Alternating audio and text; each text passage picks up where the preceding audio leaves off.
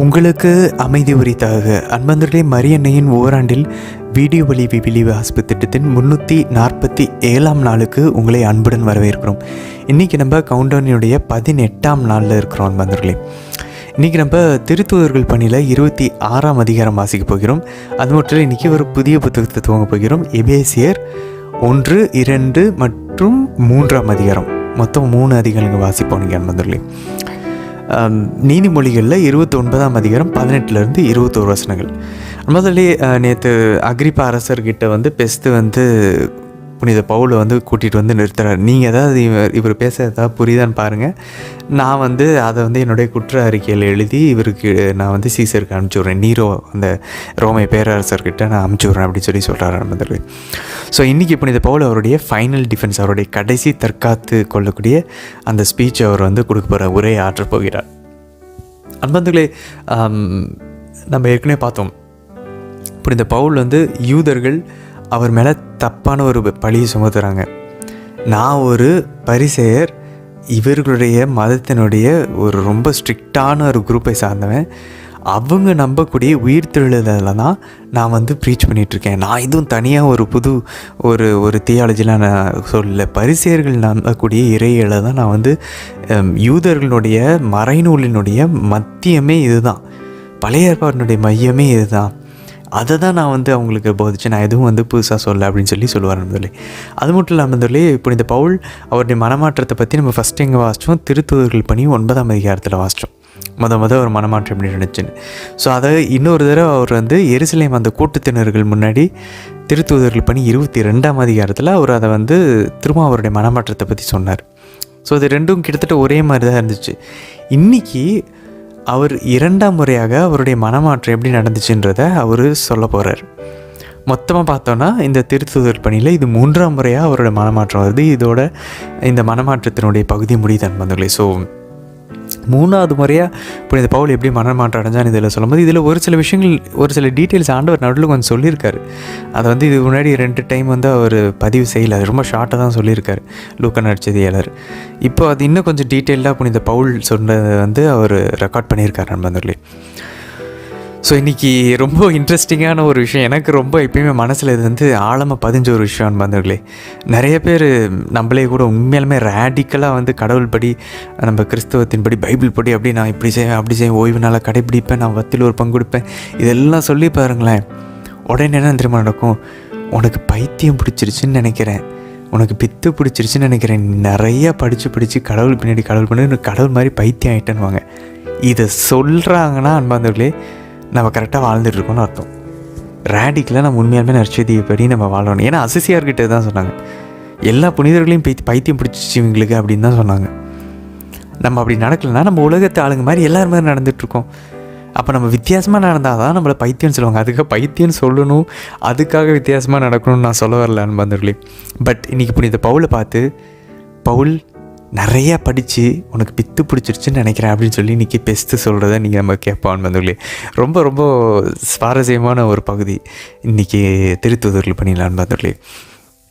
அது மட்டும் இல்லை, ரொம்ப ஒரு இன்ட்ரெஸ்டிங்கான டீட்டெயில், அக்ரிப்பா அரசனும் கூட புனித பவுல்கிட்ட இவர் சாகிறதுக்கும் சரி சிறையில் அடைக்கிறதுக்கும் இவரிடம் குற்றம் ஒன்றும் நான் காணவில்லை அப்படின்றவார். பெஸ்த்தும் அதுதான் சொன்னார், அக்ரிப்பாவும் அதான் சொல்கிறாரு, ஆண்டவர் இயேசுக்கிட்டே ஏறுவதும் அதான் சொன்னான், பிலாத்துவும் அதான் சொன்னார். பாருங்க அன்பர்களே, திருச்சபைக்கு ஆண்டவருக்கு நடந்தது அப்படியே நடந்துகிட்ருக்கு. சரி, இன்றைக்கி நம்ம எபேசியருக்கு எழுதப்பட்ட திருமுகத்துக்கு போக போகிறோம் அன்பர்களே. முதல்ல இந்த எபேசியர் திருமுகத்தில் 1ஆம் அதிகாரம் 1ஆம் வசனத்திலும் 3ஆம் அதிகாரம் 1ஆம் வசனத்திலையும் புனித பவுல் தான் இதை எழுதுகிறான்னு சொல்லி தன்னையே அவர் அடையாளப்படுத்தி கொள்வார். ஸோ ஆதி திருச்சபையிலையும் புனித பவுல் தான் இதை எழுதினாருன்னு சொல்லி எந்த ஒரு குழப்பமோ இல்லை சந்தேகமோ இல்லாமல் அதை நமக்கு உறுதிப்படுத்தி சொல்கிறாங்க அன்பர்களே. ஆனால் இந்த எராஸ்மஸ் அப்படின்ற ஒருத்தர் 16ஆம் நூற்றாண்டில் ஒரு குழப்பத்தை ஏற்படுத்துகிறார். என்ன அப்படின்னு சொல்லி பார்த்தீங்கன்னாக்கா, இந்த லெட்டரில் இருக்கிற டோன் பார்த்தீங்கன்னா புனித பவுலினுடைய அந்த அவர் எழுதுகிற அந்த இயல்பு படியே இந்த கடிதம் இல்லை. புனித பவுல் எப்பயுமே பார்த்திங்கன்னா ஒரு மாதிரி ரொம்ப கண்டித்து, ஒரு மாதிரி ரொம்ப ஸ்ட்ரிக்டாக இருக்கும், அவருடைய வார்த்தைகள் கடினமாக இருக்கும். ஆனால் இதில் பார்த்திங்கன்னா ரொம்ப காமாக அமைதியாக ரொம்ப சாஃப்டாக இருக்கிறத, ரொம்ப ஆசீர்வாதம் அன்பு நிறைஞ்சதை வந்து அவர் சொல்கிற மாதிரி இருக்குது. ஸோ இது வந்து ரொம்ப தனித்துவம் வாய்ந்த ஒரு கடிதமாக இருக்குது. இது புனித பவுல் எழுதியிருக்கிறதுக்கு வாய்ப்பு இல்லைன்னு சொல்லி இந்த எராஸ்மஸ்ன்னு சொல்லி 16ஆம் நூற்றாண்டில் இவர் தான் முதல்ல வந்து இந்த பிரச்சனையை ஸ்டார்ட் பண்ணார். முதல்ல நமக்கு தெரியும் தான். அப்புறம் இந்த பவுலுடைய கடிதங்கள் மற்றது பார்த்தோன்னா கொஞ்சம் வந்து ரொம்ப அவர் வந்து இந்த அங்கே நடக்கக்கூடிய ஒழுங்கு பிரச்சனைகள், அப்புறம் இந்த போதனைகள், டாக்ட்ரின்ஸு, கற்பனைகள், இந்த விஷயங்களை பற்றி, ஏன்னா அவர் போன அந்த மிஷினரி சர்ச்சஸ் நற்செய்தி பரப்பு பணி போன எல்லா அந்த ஆலயங்கள், அந்த பகுதிகளில் இருக்கக்கூடிய திருச்சபைகளில் இருக்கக்கூடிய பிரச்சனைகள் வந்து அவர் அந்த மாதிரி கடுமையாக எழுத வச்சு. ஸோ இங்கே எபேசியர்கள் ஒருவேளை இந்த மாதிரியான கான்ட்ரவர்சிலாம் எதுவுமே இல்லாமல் ரொம்ப காமாக அமைதியாக இருக்கிறதுக்கான ஒரு வாய்ப்பாக இருந்திருக்கிறது. ஸோ இறையியல் அறிஞர்கள் சொல்கிறாங்க, மேபி இது புனித பவுலுடைய சீடர்கள் யாராவது அவர் பேரை குறிப்பிட்டு அவருக்கு மரியாதை கொடுக்குற வகையில் அவர் பேரை குறிப்பிட்டு எழுதியிருக்கலாம் அப்படின்னு சொல்லி சொல்கிறாங்க நண்பர்களே. பட் ஆனால் இறையியல் அறிஞர்கள், திருச்சபையின் தந்தையர்கள், இல்லை இது புனித பவுல் தான் எழுதியிருக்கிறாரு, இது தனித்துவம் வாய்ந்த ஒரு கடிதம் தான், ரொம்ப டிஃப்ரெண்ட்டாக இருக்கேன்றதுக்காக புனித பவுல் இதை எழுதணும்னு சொல்ல முடியாது. ஏன்னா இதில் இருக்கக்கூடிய நிறைய விஷயங்கள், கிறிஸ்துவின் உடல், நிறைய விஷயங்கள் பார்த்தோன்னா அது வந்து புனித பவுலினுடைய அந்த அடையாளத்தையும் குறிக்கக்கூடிய வகையில் தான் இருக்குது. ஸோ நம்ம இதை வந்து பாரம்பரியத்தினுடைய இந்த ஒரு பார்வையை நம்ம மாற்றக்கூடாது அப்படின்னு சொல்லி சொல்கிறாங்க முதல்ல.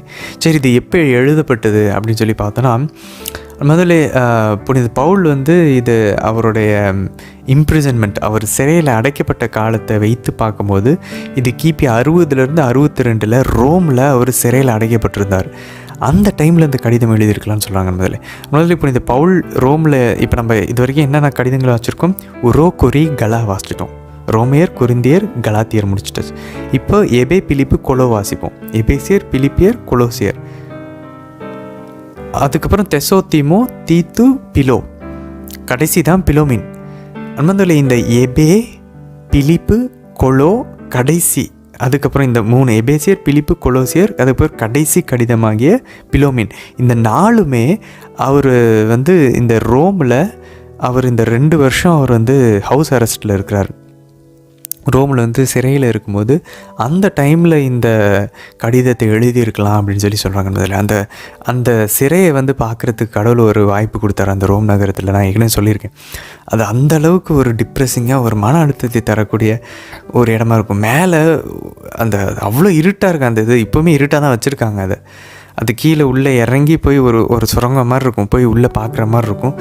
அங்கே எதுவுமே, அங்கே போனாலே ஒரு மாதிரி ஒரு மெலன்களி, ஒரு மாதிரி ஒரு தனிமை, ஒரு யாருமே இல்லாத ஒரு ஃபீல் வரும் அன்பந்தர்களே. அங்கே யாருமே இருக்க மாட்டாங்க, கூட்டம்லாம் இருக்காது, அமைதியாக தான் இருக்கும். ஸோ அந்த இடத்துல பார்த்திங்கன்னா மேலே மட்டும் பார்த்திங்கன்னா ஒரு சின்ன ஒரு ஒளி வரத்துக்கு, காற்று வரத்துக்கு ஒரு சின்ன ஒரு ஓட்டை மாதிரி இருக்கு அன்பந்தர்களே. அப்படிப்பட்ட ஒரு மூடப்பட்ட ஒரு சிறை, அந்த சிறையிலிருந்து தான் புனித பவுல் இப்படிப்பட்ட கடிதங்கள், அதுவும் பிலிப்பியர்லலாம் பார்த்திங்கன்னா எப்பொழுதும் மகிழ்ச்சியாக இருங்கள், மறுபடியும் கூறுகிறேன் எப்பொழுதும் மகிழ்ச்சியாக இருங்கள்னா புனித பிலிப்பியரில் புனித பவுல் எழுதுகிறாரு. ரிஜாய்ஸ் ஆல்வேஸ், ஐ சே ரிஜாய்ஸ் அப்படின்னு சொல்லுவார் நண்பர்களே. ஸோ இந்த கடிதமும் அந்த டைமில் தான் எழுதப்பட்டிருக்கணும். இது ஒரு கேப்டிவிட்டி எபிசோட். ஏன்னா அவர் சொல்லுவார், நான் கிறிஸ்துவின் பொருட்டு பிறையினத்தார்களாகிய உங்களுக்காக கிறிஸ்துவின் பொருட்டு நான் கைதியாக இருக்கிறேன் அப்படின்னு சொல்லுவார். ஸோ அந்த மாதிரி இந்த 4 கடிதங்களில் தான் ஒரு கைதியாக இருக்கிறேன்னு சொல்லி அவர் சொல்கிறார் நண்பர்களே. ஸோ இது சிறையிலேருந்து எழுதப்பட்டிருக்கலாம். அப்படின்னாக்க கண்டிப்பாக இது வந்து அவர் கிட்டத்தட்ட அவருடைய இந்த 60லேருந்து 68 காலகட்டங்களில் 62 காலகட்டங்கள் எழுதியிருக்கலாம் அப்படின்னு சொல்லி சொல்கிறாங்க நண்பர்களே. சரி, இது யாருக்கு எழுதப்பட்டது நண்பர்களே? இது எபேசியர்களுக்கு தான் எழுதப்பட்டதா அப்படின்றதுல வந்து கொஞ்சம் ஸ்டார்டிங்கில் வந்து பார்த்தோன்னா ஒரு டிஃபிகல்ட்டி இருக்குது, ஒரு கஷ்டம் இருக்குது அப்படின்னு சொல்லி சொல்கிறாங்க. ஏன் அப்படின்னாக்கா, இன் எஃபிசஸ் அப்படின்னு துவக்கத்தில் இருக்கக்கூடிய அந்த ட்ரெடிஷ்னலாக பாரம்பரியமாக இருக்கக்கூடிய அந்த கையெழுத்து ஏடுகள் இருக்கு இல்லையா, கையெழுத்து படிகளில் வந்து மேனுஸ்கிரிப்ட்ஸில் ஒரு சில பழைய மேனுஸ்கிரிப்ட்ஸ் இருக்குல்லையே, நம்மக்கிட்ட பழமை வாய்ந்த எபேசியர் எழுதப்பட்ட கையெழுத்து படிகளில் பார்த்தோன்னா இந்த எபேசியர்னுன்ற பெயர் வந்து எழுதப்படலையா. ஸோ அப்போ இது பின்னாடி ஒரு சில இப்போ புதுசாக இருக்கக்கூடிய அந்த கடிதங்கள் தான் எபேசியர்னு போடப்பட்டிருக்கு அப்படின்னு சொல்லி சொல்கிறாங்க நண்பர்களே. ஸோ 2 ஆப்ஷன் இருக்குது. ஒன்று, உண்மையிலேயே இது அந்த புதுசாக இருக்கிற கடிதங்கள் படி அது எபேசியருக்கு தான் எழுதப்பட்டுச்சுன்னா இது இப்போ இருக்கக்கூடிய ஆசியாவினுடைய பகுதியில் துருக்கியினுடைய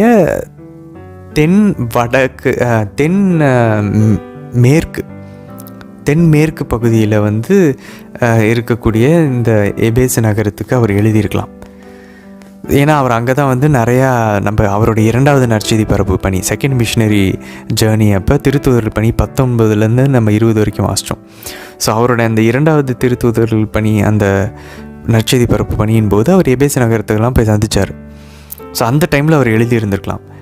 இல்லை அப்படின்னாக்க 2வது ஆப்ஷன் என்ன அப்படின்னா, ஒருவேளை பழைய அந்த கையெழுத்து படிகள் இருக்கிற மாதிரி இது வந்து எந்த நகருக்கும் ஸ்பெசிஃபிக்காக அவர் எழுதலை அப்படின்னா இது வந்து ஒரு என்சிலிக்கல். அப்படின்னா இது என்சைக்ளிக்கல்னால் ஒரு சுற்றுமடல் மாதிரி. இப்போ வந்து ஆயர் வந்து ஒரு சுற்றுமடல் எழுதி நம்ம பங்குக்கு தரான்னா அந்த சுற்றுமடல் அடுத்த பங்குக்கு போகும். ஸோ அது அடுத்த பங்கு போகும். ஸோ இந்த பங்குக்கு தான் இல்லை, அந்த மறைமாவட்டத்தில் இருக்க எல்லா பங்கு போகும். ஸோ அப்போது புனித பவுல் ஏற்படுத்தின திருச்சபைகள் எல்லாத்துக்குமே இந்த சுற்றுமடல்கள் போய் வாசிக்கப்படணுன்ற மாதிரி இது பேர் எதுவும் குறிப்பிடப்படாமல் எல்லா திருச்சபைகளுக்கும் இது போயிருந்திருக்கலாம். அது வந்து ஒரு சுற்றுமடலாக இருந்திருக்கலாம், சர்க்குலர் லெட்டரலாக இருந்திருக்கலாம் அப்படின்னு சொல்கிறாங்க அன்பர்களே. ஸோ 2 ஆப்ஷன் தான் இருக்குது. சரி அன்பர்களே, இதனுடைய மைய கருத்து சாராம்சம் என்ன இந்த கடிதத்தில் பார்த்திங்கன்னா, அன்பர்களே புனித பவுல் இந்த கடிதத்தின் மூலிமா என்ன சொல்ல வர்றார் அப்படின்னாக்க, ஆண்டவர் இயேசு கிறிஸ்து விண்ணகத்தில் தந்தையினுடைய வலதுபுறத்தில் அமர்ந்து ஆட்சி செலுத்துகிறார். ஆனால் இந்த உலகத்தில் திருச்சபையின் வழியாக அவர் செயல்பட்டு கொண்டிருக்கிறார். அவருடைய உடல், உயிர்த்த உடல் அங்கே இருக்குது, ஆனால் அவருடைய மறை உடல், மிஸ்டிக்கல் பாடி இங்கே இருக்குது திருச்சபையில்.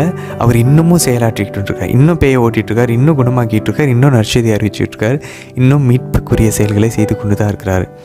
இறையாட்சியை அவர் வந்து நிறுவி கொண்டு தான் இருக்கிறார் அப்படின்னு சொல்கிறார் என்பதில். ஸோ இதில் வந்து புனித பவுல் என்னன்னா, இந்த எப்பயுமே பார்த்திங்கன்னா அவர் கடிதத்தில் வந்து ஒரு மாதிரி உள்ளே பூந்து ரொம்ப கொடூரமாக இந்த பிரச்சனை அந்த பிரச்சனை எப்படி தீர்க்கிறதுன்னு எழுதுறது பலா, இந்த கடிதம் பார்த்திங்கன்னா ஒரு ப்ரிவென்டிவ் மெடிசன் போல், ஒரு முன் பாதுகாப்பு தரக்கூடிய ஒரு மருந்தாக இந்த கடிதம் அமையுது. அப்படின்னா அவர் மோஸ்ட்டாக இந்த கடிதத்தில் பார்த்திங்கன்னா மிஸ்டகாஜிக்கல் கேட்டகிஸ் அப்படின்வாங்க, மறைப்பொருளினுடைய ஒரு மறைக்கல்வியை கொடுப்பார். என்ன மறைப்பொருள் அப்படின்னு சொல்லி பார்த்தீங்கன்னாக்க நிறைய வார்த்தைகள் பார்த்திங்கன்னா இந்த கடிதத்தில் மிஸ்ட்ரி, கிறிஸ்துவின் மறைப்பொருள் நம்ம திருப்பலியில் சொல்கிறோம் இல்லையா, நற்கரணையை பார்த்து கிறிஸ்துவின் மறைப்பொருள் சொல்கிறோம். ஏன்னா அவருடைய உடல் அது. ஸோ அவருடைய உடல் ரத்தத்தில் தான் இந்த கடவுளுடைய விண்ணரசு வந்து நிறுவப்பட்டிருக்கு, ஏற்படுத்தப்பட்டிருக்கு. ஸோ அந்த மறைப்பொருள் இந்த அவருடைய உடலும் ரத்தத்தினால தான், அந்த உடன்படிக்கையினால தான் ஏற்கனவே கடவுள் வந்து ஆபிரகாம் கொடுத்தாரு தெரியுமா, உன் வழியாகவும் உன் வித்தின் வழியாகவும் மக்கள் இனங்கள் எல்லாத்தையும் ஆசீர்வதிப்பேன். அதுக்கப்புறம் எஸ்ஐயாவில் சொல்கிறாரு, செக்கரியா எல்லா இடத்துலையும் பிரிவினத்தவர்கள் எல்லாம் வருவாங்க, நம்ம உலகம் முழுசையும் ஆசீர்வதிப்பேன். இந்த மறையுண்மை பழைய ஏற்பாட்டில் எழுதிப்படுத்தப்பட்டுருச்சு. இது எப்படி புதிய ஏற்பாட்டில் நமக்கு வந்து இது எப்படி நடக்க போகுது அப்படின்றது பழைய ஏற்பாட்டு யாருக்கும் தெரியாது. அப்போ ஆண்டவர் திருச்சபையின் வழியாக, திருத்தூதர்களின் வழியாக அவர் அனுப்பி இந்த மறைபொருளை நமக்கு வெளிப்படுத்திகிட்டு இருக்கார். ஸோ இதை வந்து புனித பவுல் அழகாக இன்றைக்கி வெளிப்படுத்துவார். இந்த மறைப்பொருளை தான் அவர் வந்து சொல்லுவார். ஸோ அதில் ஒளிஞ்சிருக்கக்கூடிய கிறிஸ்துவனுடைய அன்பு, ஸோ இது எல்லாத்தையுமே அவர் வந்து இன்றைக்கி அழகாக சொல்லி அவர் என்ன சொல்லுவார்னா, இப்போது அவருடைய உடலும் ரத்தத்தின் அவரோட பாடுகள், இறப்பு, உயிர்ப்புனால நம்ம இப்போ தந்தையோட ஒரு குடும்பமாக இணைக்கப்பட்டிருக்கோம். நம்ம இப்போ அவருக்குள்ள ஒரு அமைதியை காணுகிறோம், ரீகன்சைல் ஆகிறோம், பீஸ் கிடைக்கிது, அமைதி கிடைக்கிது. எந்த அமைதி? உலகம் தரக்கூடிய அமைதி இல்லை, தந்தையோடு நம்ம சேர்ந்துட்டோம் பாருங்கள். இப்போ நமக்கு ஒரு அமைதி இருக்குது. இனி நம்ம ஆடு மாடுகளை பலி கொடுக்க வேண்டிய அவசியம் இல்லை. ஏன்னா அவருடைய பலினால இப்போ நம்ம மனசாட்சியில் கழுவி தூய்மைப்படுத்தப்பட்டுருச்சு. ஸோ இந்த விஷயங்கள்லாம் இன்றைக்கி புனித பவுல் வந்து சொல்கிறத நம்ம இன்றைக்கி பார்க்க போகிறோம் அன்பர்களே. அது மட்டும் இல்லை பாருங்கள், இன்றைக்கி அவர் வந்து இந்த அவருடைய உயிர்ப்பு, விண்ணேற்றம், ஆண்டவர் வந்து தந்தையின் வலது பக்கத்தில் அமர்ந்திருக்கிறது, இது எல்லாமே ஏற்கனவே ஏதோ நடந்த ஒரு விஷயம் இல்லை. இப்போது இந்த செயல்கள் இப்போ நமக்கு ப்ரெசண்ட்டில் திருவருள் சாதனங்கள் வழியாக, திருச்சபையின் வழியாக நமக்கு அருளை கொடுத்து கொண்டிருக்கிறது. நம்ம இப்போ அரசர்களாக, இறைவாக்கினர்களாக, குருக்களாக இந்த உலகத்துக்குள்ளே அனுப்பிச்சி வச்சிட்ருக்க அப்படின்றத இன்றைக்கி புனித பவுல் குறிப்பிடுவார் நண்பர்களே. ஸோ அதனால் அவருடைய அன்பு, அவருடைய அருள், நம்மளை முன் தேர்ந்தெடுக்கப்பட்ட, முன்குறித்து வைக்கப்பட்டது, இப்படி எல்லாம் அந்த ப்ரிவென்டிவ் அன்பு பற்றி இவர் இந்த அருளை பற்றியும் இன்றைக்கி பேசிகிட்டு இருப்பார். இந்த மறைபொருளை பற்றி பேசிகிட்டு இருப்பார். நம்ம அந்த கிறிஸ்துவின் மறைபொருள் இப்படி ஏற்கனவே ஒரு கடவுளை வந்து வெளிப்படுத்தினது இப்போ தான் நமக்கு வந்து முழுமையாக நமக்கு தெரிய வருது அப்படின்றதெல்லாம் அவர் பேசுவார். இன்னொரு சாராம்சம் பார்த்திங்கன்னா, ஒரு குணாதிசயம் இந்த கடிதத்தில் பார்த்திங்கன்னா, இன் கிரைஸ்ட். புனித பவுலை பொறுத்த வரைக்கும் நீங்கள் பார்த்தீங்கன்னா நம்ம வந்துட்டு எல்லாமே கிறிஸ்துவில் இணைந்திருக்கிற, நாம் கிறிஸ்துவில் இணைந்திருக்கிற. நிறைய இடத்துல பார்த்திங்கன்னா, if you are in Christ you are a new creation அப்படின்னுவார். நீங்கள் கிறிஸ்துவில் இணைந்திருந்தால் நீங்கள் புதிய படைப்பாக இருப்பீர்கள். அவரால் அது எடுக்க முடியல பாருங்கள் அவர் மைண்ட்லேருந்து. அவர் எந்தளவுக்கு கிறிஸ்துவ ஆழமாக புரிஞ்சுருக்காரு பாருங்கள் ஆண்டவர் இயேசுவை. நீங்கள் கிறிஸ்துவுக்குள்ளே இருந்தீங்கன்னா, if you are in Christ you will be a new creation. So அந்த மாதிரியான விஷயங்கள்லாம் இன்றைக்கி அவர் வந்து இனிமேல் இந்த எபேசியர் கடிதம் ஃபுல்லாக கிறிஸ்துவுக்குள்ளே இருக்கிறத நம்ம வந்து ஆழமாக பார்ப்போம் வந்துருங்களே. அது மட்டும் இல்லை, அவர் வந்து இந்த கோயிலையும் அவர் பார்ப்பார். ஸோ இந்த திருச்சபை எப்படி கட்டப்பட்டிருக்குது, தன்னுடைய மகனினுடைய அவர் வந்து இந்த மூவர் இறைவன் அழகாக சொல்லுவார் அன்பர்களே. கடவுள் படைத்தார் தந்தை, மகன் மீட்டார், ஆவினவர் இப்பொழுது செயலாற்றி கொண்டு இருக்கிறார். ஸோ அப்படி அவர் பார்க்குறார் அன்பர்களே. இந்த யூனியன் வந்து இந்த ஒற்றுமை கிறிஸ்துவின் உடலில் நடக்குது. அவருடைய உடலை நம்ம மாறும்போது இந்த ஒற்றுமை நடக்குது அப்படின்னு சொல்லிட்டு அவர் அழகாக சொல்லுவார் அன்பர்களே. சரி, இன்றைக்கி குறிப்பாக முதல் அதிகாரத்தில் அன்பர்களே மாதாவுக்கு மங்கள வார்த்தையின் போது நம்ம ஏற்கனவே பார்த்தோம். கேக்காரி டோமினி, அருள் நிறைந்தவரே வாழ்க அப்படின்னு சொல்லி சொல்கிறார் இல்லையா கபிரியேல் வானதூதர். அந்த கிரேக்க வார்த்தை கிரேக்காரி டோமினி. ஸோ அந்த கிரேக்காரி டோமினி அப்படின்ற அந்த கிரேக்க வார்த்தை புதிய ஏற்பாட்டில் வேறு ஒரே ஒரு இடத்துல மட்டும்தான் ரிப்பீட் ஆகுது மொத்த பைபிள்லேயுமே. அதுவும் ஃபுல்லாக அந்த வார்த்தை வராது, அதனுடைய அந்த வினைச்சொல் மட்டும், அந்த வேர்ப் மட்டும் வரும். காரி டூ அப்படின்றது காரிஸ் அப்படின்ற கிரேஸ், அருள் அப்படின்ற அந்த வார்த்தையினுடைய அந்த ஒரு ரூட் வேர்ட், அதனுடைய வேறு வந்து அருள் அப்படின்ற அந்த வார்த்தையில் இருந்தால் காரிஸ்ன்றதுலாம் காரிட்டூன்னு வருது.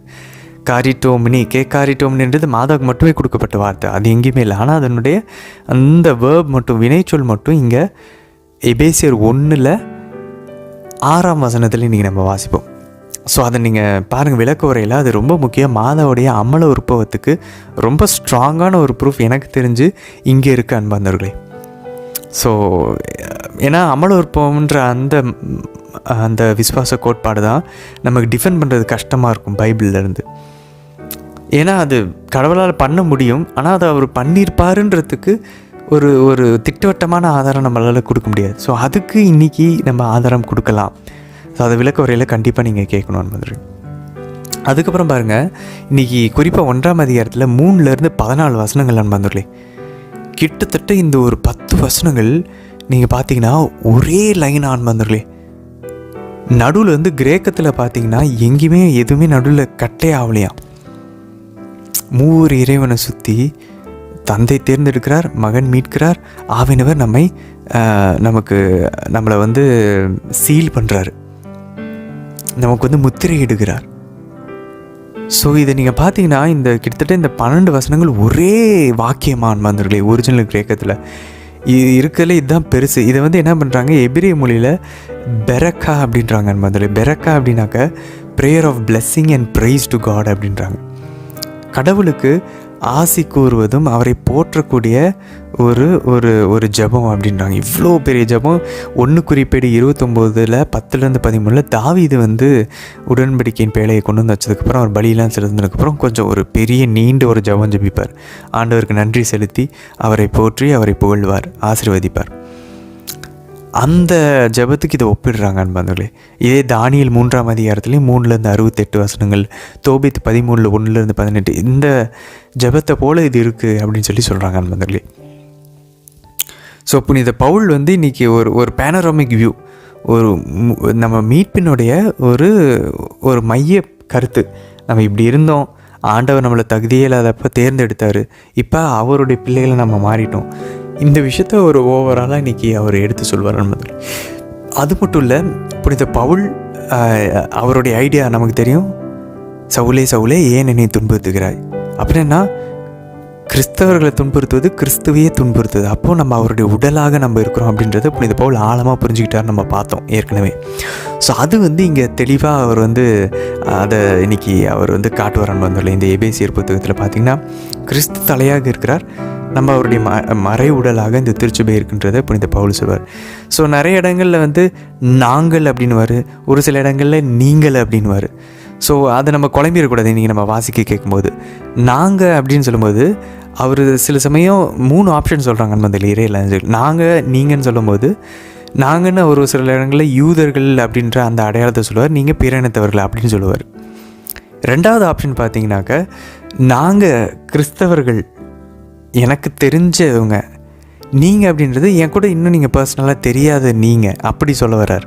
எனக்கு தெரிஞ்ச கிறிஸ்தவங்க, எனக்கு தெரியாத கிறிஸ்தவங்க நீங்கள், எனக்கு தெரிஞ்ச கிறிஸ்தவங்க நாங்கள், என் கூட பழக்கத்தில் இருக்கவங்க நாங்கள் அப்படியும் சொல்கிறாங்க. 2வது ஆப்ஷன். 3வது ஆப்ஷன் பார்த்திங்கனாக்கா ரொம்ப நாள் முன்னாடியே ஆழமாக இந்த ஸ்பிரிச்சுவல் லைஃப்பில் திட உணவு சாப்பிட்டுட்டு இருக்கக்கூடிய முதிர்ச்சி அடைஞ்சவர்கள், அவங்கள நாங்கன்னு சொல்லுவார் அவருடைய அடையாளப்படுத்திக்கிட்டு. இல்லை புதுசாக வந்திருக்கவங்க, இப்போ தான் மனமாற்றம் அடைஞ்சு அவங்க ஞானஸ்தானம் வாங்கினவங்களை நீங்கள் அப்படின்னு சொல்லுவாங்க அன்பர்களே. ஸோ இந்த வார்த்தைகள்லாம் இன்றைக்கி நம்ம வாசிக்கும்போது நம்ம குழம்பிடக்கூடாது. ஸோ அவர் எந்த இடத்துல எந்த இடம் பொருளை பொறுத்து பேசுகிறாரோ அதுக்கேற்ற மாதிரி இந்த 3 ஆப்ஷன்ஸ், இந்த 3 வாய்ப்புகளில் எதுவாக வேணாலும் மாறலாம். 2ஆம் அதிகாரத்தில் கடவுள் இல்லாமல் மனுஷனுடைய நிலைமை என்ன ஆகும் அப்படின்றத அவர் அழகாக சொல்லுவார் நண்பர்களே. ஸோ 2 பிரிவுகளாக பிரிக்கிறார். முதல்ல எப்படி ஆண்டவர் இயேசு தந்தையாம் இறைவனோட நம்மளை ஒன்றா சேர்த்து வச்சார். 2வது பிரிவு பார்த்திங்கன்னா ஆண்டவர் இயேசு எப்படி மனிதர்களை மற்ற இனத்தவரோடு ஒன்றா சேர்த்து வைக்கிறார். நம்ம கூட இருக்கிற ஒருத்தரோட நம்மளை மற்ற இனங்களோடு எப்படி ஒன்றா சேர்த்து வச்சார். ஸோ கிறிஸ்து எப்படி தந்தையோட மனுஷ குலத்தை சேர்த்து வச்சார், அது முதல் பிரிவு. 2வது பிரிவு எப்படி இந்த மனுஷங்களை, இந்த இஸ்ரேல் மக்களை பிற இனத்தவர்களோடு சேர்த்து வச்சார், அது 2வது பார்ட்டாக இந்த 2வது அதிகாரத்தில் பார்ப்போம். ஸோ 3வது அதிகாரத்தில் பார்த்தோம் அப்படின்னாக்க பிற இனத்தவர்கள் எப்படி இந்த உடன்படிக்கைக்குள்ளே வந்தாங்க, கடவுளுடைய குடும்பமாக மாறினாங்க.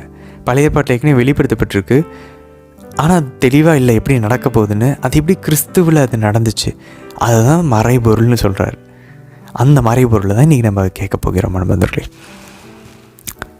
ஸோ இன்றைய தினத்திற்கான விவிலிய வாசிப்பு பகுதிக்குள்ளே நம்ம ஜெபிச்சு உள்ள நுழையலாம். தந்தை, மகன், தூய ஆவியாரின் பெயராலே ஆமேன். தந்தை அம்மை ஆவி இறைவனை அழைத்து ஜெபிப்போம். அருள் நிறைந்த அன்னை மரியே வாழ்க, ஆண்டவரும் உடனே பெண்களுக்குள் ஆசை பெற்றவர் நீரே அம்மா. உம்முடைய திருவயிற்றின் கனியாகி இயேசு கிறிஸ்துவும் ஆசை பெற்றவரே. புனித அன்னை மரியே இறைவனின் தாயே, பாவிகளாய் இருக்கிற எங்களுக்காக இப்பொழுதும் எங்கள் இறப்பின் வேளையிலும் வேண்டிக் கொள்ளும் அம்மா. ஆமேன். சுதனாகிய ஆண்டவர் இயேசுவை அழைத்து ஜெபிப்போம். அருள் நிறைந்த அன்னை மரியே வாழ்க, ஆண்டவரும் உடனே பெண்களுக்குள் ஆசை பெற்றவர் நீரே அம்மா. உம்முடைய திருவயிற்றின் கனியாகி இயேசு கிறிஸ்துவும் ஆசை பெற்றவரே. புனித அன்னை மரியே இறைவனின் தாயே, பாவிகளாய் இருக்கிற எங்களுக்காக இப்பொழுதும் எங்கள் இறப்பின் வேளையிலும் வேண்டிக் கொள்ளும் அம்மா. ஆமேன். தூய ஆவியானவரை அழைத்து ஜெபிப்போம். அருள் நிறைந்த அன்னை மரியே வாழ்க, ஆண்டவரும் உடனே பெண்களுக்குள் ஆசை பெற்றவர் நீரே அம்மா. உம்முடைய திருவயிற்றின் கனியாகி இயேசு கிறிஸ்துவும் ஆசை பெற்றவரே. புனித அன்னை மரியே இறைவனின் தாயே, பாவிகளாய் இருக்கிற எங்களுக்காக இப்பொழுதும் எங்கள் இறப்பின் வேளையிலும் வேண்டிக் கொள்ளும் அம்மா. ஆமேன். திருத்தூதர் பணிகள் அதிகாரம் 26. அக்ரிப்பா பவுலை நோக்கி, நீரும் வழக்கை எடுத்துரைக்க அனுமதிக்கிறேன் என்று கூறினார். உடனே பவுல் தமது கையை உயர்த்தி தம் நிலையை விளக்கத் தொடங்கினார். அக்ரிப்பா அரசே, யூதர் எனக்கு எதிராக சாட்டும் அனைத்து குற்றங்களையும் பொறுத்தமட்டில் என் நிலையை என்று உமக்கு முன் நான் விளக்கப் போகிறேன். இது எனக்கு கிடைத்த நல்லதொரு வாய்ப்பு என்று கருதுகிறேன். ஏனெனில் யூதருடைய முறைமைகளையும் அவர்களுடைய சிக்கல்களையும் குறித்து நீர் நன்கு அறிந்தவர். ஆகவே நான் சொல்வதை பொறுமையுடன் கேட்குமாறு உம்மிடம் வேண்டுகிறேன். நான் இளமை முதல் என் இனத்தாரிடையே எருசலேமில் எப்படி வாழ்ந்து வந்தேன் என்பதை யூதர் அனைவரும் தொடக்க முதல் அறிவர். நான் நமது சமயத்தில் மிகவும் கண்டிப்பான பரிசேய கட்சி முறைப்படி வாழ்ந்து வந்தேன் என்பதும் தொடக்க முதல் அவர்களுக்கே தெரியும். விரும்பினால் அவர்களே அதற்கு சான்று கூறலாம். நம் மூதாதையருக்கு கடவுள் அளித்த வாக்குறுதியை நான் எதிர்நோக்குவதால் தான் இப்போது விசாரணைக்காக நிறுத்தப்பட்டுள்ளேன். இந்த வாக்குறுதி நிறைவேறும் என்று எதிர்நோக்கி நம் 12 குலத்தினரும் கடவுளை அல்லும் பகலும் ஆர்வத்துடன் வழிபடுகின்றனர். அரசே, இந்த எதிர்நோக்கை நானும் கொண்டுள்ளதால் யூதர்கள் என் மீது குற்றம் சுமத்துகின்றார்கள். கடவுள் இறந்தோரை உயிர்த்தெழச் செய்கிறார் என்பதை இங்கிருக்கும் நீங்கள் ஏன் நம்ப முடியாத ஒன்றாக கருதுகிறீர்கள்? நானும் கூட நாசரேத்து இயேசுவுக்கு எதிராக பல செயல்களை செய்ய வேண்டுமென நினைத்து கொண்டிருந்தேன். இதைத்தான் நான் எருசலேமில் செய்தேன். இறை மக்கள் பலரை சிறையில் அடைக்க தலைமை குருக்களிடம் அதிகாரம் பெற்றேன். அவர்களுக்கு மரண தண்டனை கொடுக்க நானும் என் இசைவை தெரிவித்தேன். கடவுளை பழித்துரைக்க அவர்களை பலமுறை நான் கட்டாயப்படுத்தினேன். தொழுகை கூடங்களிலும் அவர்களை தண்டனைக்கு ஆளாக்கினேன். மேலும் நான் வெளியே உள்ள நகரங்களுக்கும் சென்று அங்குள்ளோர் மீது வெகுண்டெழுந்து அவர்களை துன்புறுத்தினேன். இந்நோக்கத்துடன் நான் தலைமை குருக்களிடம் அதிகாரமும் அனுமதியும் பெற்றுக்கொண்டு தமஸ்குவுக்கு சென்றேன். போகும் வழியில் நடுப்பகல் வேளையில், அரசே, கதிரவனை விட அதிகமாக சுடர் வீசிய ஒளி ஒன்று வானிலிருந்து தோன்றி என்னையும் என்னோடு வந்தவர்களையும் சுற்றி ஒளிர்ந்ததை நான் கண்டேன். நாங்கள் அனைவரும் தரையில் விழுந்தோம். எபிரேய மொழியில், சவுலே சவுலே, ஏன் என்னை துன்புறுத்துகிறாய்? தாற்றுக்கோலை உதைப்பது உனக்கு கடினமாயிருக்கும் என்று ஒரு குரல் ஒலித்ததை கேட்டேன். அதற்கு நான், ஆண்டவரே, நீர் யார் என்று கேட்க, அவர், நீ துன்புறுத்தும் இயேசு நானே. எழுந்து நிமிர்ந்து நில். என் ஊழியனாகவும் சாட்சியாகவும் உன்னை ஏற்படுத்தவே நான் உனக்கு தோன்றினேன். நீ என்னை கண்டது பற்றியும் நான் உனக்கு காண்பிக்கப் போவதை பற்றியும் சான்று பகர வேண்டும். உன் மக்களிடமிருந்தும் பிற இனத்தவரிடமிருந்தும் நான் உன்னை விடுவிப்பேன். பிற இனத்தவரிடமே உன்னை அனுப்புவேன். நீ அவர்களை இருளிலிருந்து ஒழிக்கும் சாத்தானின் அதிகாரத்திலிருந்து கடவுளிடத்துக்கும் திரும்புமாறு அவர்கள் கண்களை திறக்க வேண்டும். இவ்வாறு அவர்கள் தங்கள் பாவங்களிலிருந்து மன்னிப்பை பெற்றுக் கொள்வார்கள். என்னிடம் நம்பிக்கை கொண்டு தங்களை தூயோராக்கிக் கொண்டவர்களோடு உரிமை பேறு அடைவார்கள் என்றார்.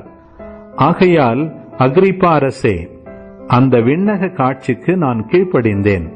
ஆகவே முதலில் தமஸ்குவிலும் பின் எருசலேமிலும் யூதேயாவின் அனைத்து பகுதிகளிலும் வாழ்வோரிடமும் பிற இனத்தாரிடமும் சென்று அவர்கள் மனம் மாறி கடவுளிடம் திரும்ப வேண்டும் என்றும், மனம் மாறியவர்கள் என்பதை அதற்கேற்ற செயல்களால் அவர்கள் காட்ட வேண்டும் என்றும் அறிவித்தேன். இதன் காரணமாக யூதர்கள் கோவிலில் என்னை கைது செய்து கொல்ல முயன்றார்கள். ஆயினும் கடவுளின் உதவி பெற்று இந்நாள் வரை இறைவாக்கினரும் மோசேயும் நடக்கவிருப்பதாக கூறியதையே நானும் சிறியோருக்கும் பெரியோருக்கும் சான்றாக கூறி வருகிறேன். அதாவது, மெசியா துன்பப்படுவார், எனினும் இறந்த அவர் முதலில் உயிர்த்தெழுந்து நம் மக்களும் பிற இனத்தாரும் ஒளி பெறுவர் என அவர்களுக்கு அறிவிப்பார் என்று அவர்கள் கூறியதையே நானும் கூறி வருகிறேன். இவ்வாறு பவுல் தம் நிலையை விளக்கிக் கொண்டிருந்த போது பெஸ்து உரத்த குரலில், பவுலே, உனக்கு பித்து பிடித்து விட்டது, அதிக படிப்பு உன்னை பைத்தியக்காரனாக மாற்றிவிட்டது என்றார். அதற்கு பவுல், மாண்புமிகு பெஸ்துவே, எனக்கு பித்து பிடிக்கவில்லை, நான் உண்மையோடும் அறிவு தெளிவோடும் பேசுகிறேன். அரசர் இவற்றை அறிவார். ஆகவே நான் துணிவோடு அவர் முன் பேசுகின்றேன். இவற்றில் எதுவும் அவரது கவனத்தில் படாமல் இருந்திருக்கும் என்று நான் நம்பவில்லை. ஏனெனில் இவை ஏதோ ஒரு மூலையில் நடந்தவை அல்ல. அகிரிப்பா அரசே, இறைவாக்கினர் கூறியவற்றை நம்புகிறீரா? நீர் நம்புகிறீர் என்பது எனக்கு தெரியும் என்றார். அகிரிப்பா பவுலை நோக்கி, இவ்வளவு குறுகிய காலத்துக்குள் என்னை கிறிஸ்தவனாக்கிவிடலாம் என நம்புகிறீரா என்றார். அதற்கு பவுல், குறுகிய காலத்திலாயிருந்தாலும் சரி, நெடுங்காலத்திலாயிருந்தாலும் சரி, நீர் மட்டுமல்ல, இன்று நான் கூறுவதை கேட்கிற அனைவரும் என்னை போலாக வேண்டும். ஆனால் இந்த விலங்குகள் மட்டும் உங்களுக்கு வேண்டாம்.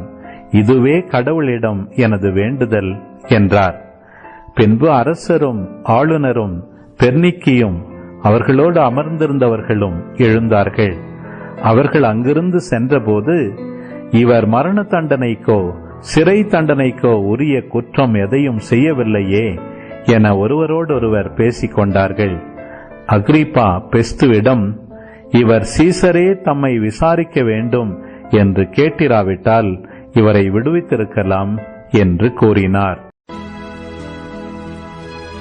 எபேசியருக்கு எழுதிய திருமுகம், அதிகாரம் 1.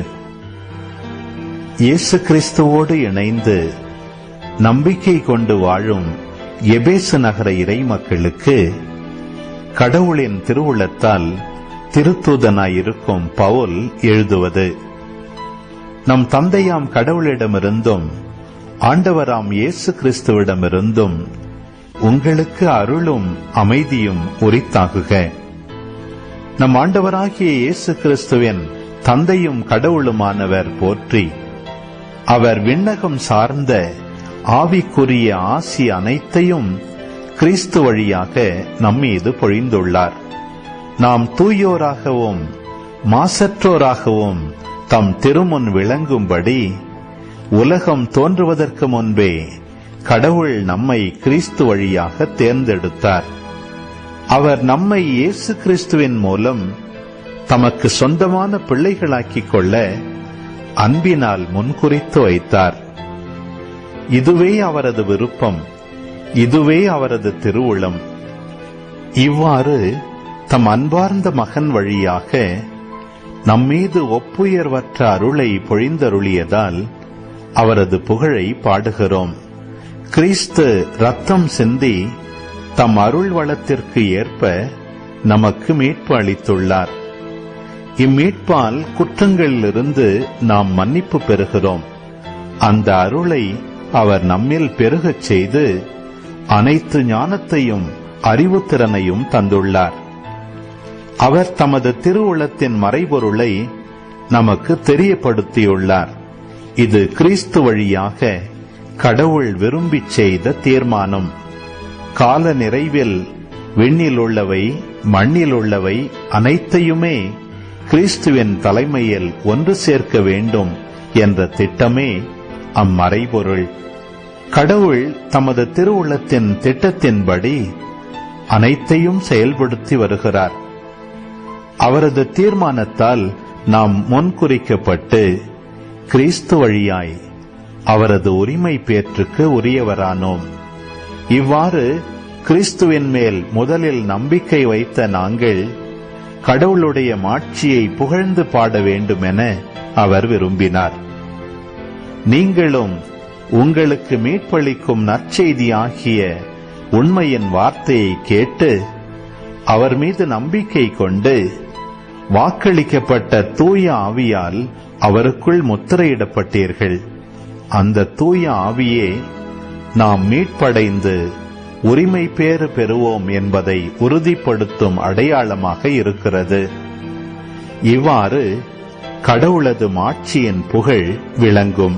ஆகவே ஆண்டவராகிய இயேசுவின் மீது நீங்கள் கொண்டுள்ள நம்பிக்கை பற்றியும் இறை மக்கள் அனைவரிடமும் நீங்கள் செலுத்தும் அன்பு பற்றியும் கேள்வியுற்று நான் இறைவனிடம் வேண்டும் போது உங்களை நினைவு கூர்ந்து உங்களுக்காக நன்றி செலுத்த தவறுவதில்லை. நம் ஆண்டவராகிய இயேசு கிறிஸ்துவின் கடவுளும் மாட்சிமிகு தந்தையுமானவர் அவரை முழுமையாக நீங்கள் அறிந்து கொள்ளுமாறு ஞானமும் வெளிப்பாடும் தரும் தூய ஆவியை உங்களுக்கு அருள்வாராக. கடவுளுடைய அழைப்பு உங்களுக்கு எத்தகைய எதிர்நோக்கை தந்துள்ளது என்றும், இறை மக்களுக்கு அவர் அளிக்கும் உரிமை பேறு எத்துணை மாட்சிமிக்கது என்றும், அவர் மீது நம்பிக்கை கொள்பவர்களாகிய நம்மிடம் செயலாற்றுகிற அவரது வல்லமை எத்துணை ஒப்புயர்வு அற்றது, மேலானது என்றும் நீங்கள் அறியுமாறு உங்கள் அகக்கண்கள் ஒளியூட்ட பெறுவனவாக. கடவுள் வலிமை மிக்க தம் ஆற்றலை கிறிஸ்துவிடம் செயல்படுத்தி இறந்த அவரை உயிர்த்தெழச் செய்து விண்ணுலகில் தமது வலப்பக்கத்தில் அமர்த்தினார். அதன் மூலம் ஆட்சியாளர், அதிகாரம் கொண்டோர், வல்லமையுடையோர், தலைமை தாங்குவோர் ஆகிய அனைவருக்கும் மேலாகவும் அவரை உயர்த்தினார். இவ்வுலகில் மட்டுமல்ல, வரும் உலகிலும் வேறு எப்பெயர் கொண்டோருக்கும் மேலாகவும் அவரை உயர்த்தினார். அனைவரையும் கிறிஸ்துவுக்கு அடிபணியச் செய்து அனைத்துக்கும் மேலாக அவரை திருச்சபைக்கு தலையாக தந்தருளினார். திருச்சபையே அவரது உடல். எங்கும் எல்லாவற்றையும் நிரப்புகின்ற அவரால் அது நிறைவு பெறுகின்றது. எபேசியருக்கு எழுதிய திருமுகம், அதிகாரம் 2. உங்களுடைய குற்றங்களையும் பாவங்களையும் முன்னிட்டு நீங்கள் இறந்தவர்களாயிருந்தீர்கள். அப்பொழுது நீங்கள் இவ்வுலக போக்கின்படி வான்வெளியில் அதிகாரம் செலுத்தும் தலைவனுக்கு ஏற்ப வாழ்ந்து வந்தீர்கள். கடவுளுக்கு கீழ்ப்படியாத மக்களிடையே இப்போது செயலாற்றும் தீய ஆற்றலுக்கு பணிந்து நடந்தீர்கள். இந்நிலையில்தான் ஒரு காலத்தில் நாம் எல்லாரும் இருந்தோம். நம்முடைய ஊனியல்பின் தீய நாட்டங்களின்படி வாழ்ந்து, உடலும் மனமும் விரும்பியவாறு செயல்பட்டு, மற்றவர்களைப் போலவே நாமும் இயல்பாக கடவுளின் சினத்துக்கு ஆளானோம். ஆனால் கடவுள் மிகுந்த இரக்கமுடையவர். அவர் நம்மீது மிகுந்த அன்பு கொண்டுள்ளார். குற்றங்களின் காரணமாய் இறந்தவர்களாயிருந்த நாம் அவ்வன்பின் மூலம் இணைந்து உயிர் பெறச் செய்தார். நீங்கள் மீட்கப்பட்டிருப்பது அந்த அருளாலேயே. இயேசு கிறிஸ்துவோடு இணைந்த நிலையில் நாம் அவரோடு உயிர்த்தெழவும் விண்ணுலகில் அவரோடு அமரவும் செய்தார். கிறிஸ்து இயேசு வழியாக கடவுள் நமக்கு செய்த நன்மையையும் அவரது ஒப்புயர்வற்ற அருள் வளத்தையும் இனிவரும் காலங்களிலும் எடுத்து காட்டுவதற்காகவே இவ்வாறு செய்தார். நீங்கள் அந்த அருளாலேயே நம்பிக்கையின் வழியாக மீட்கப்பட்டிருக்கிறீர்கள். இது உங்கள் செயல் அல்ல, மாறாக இது கடவுளின் கொடை. இது மனித செயல்களால் ஆனது அல்ல. எனவே எவரும் பெருமை பாராட்ட இயலாது.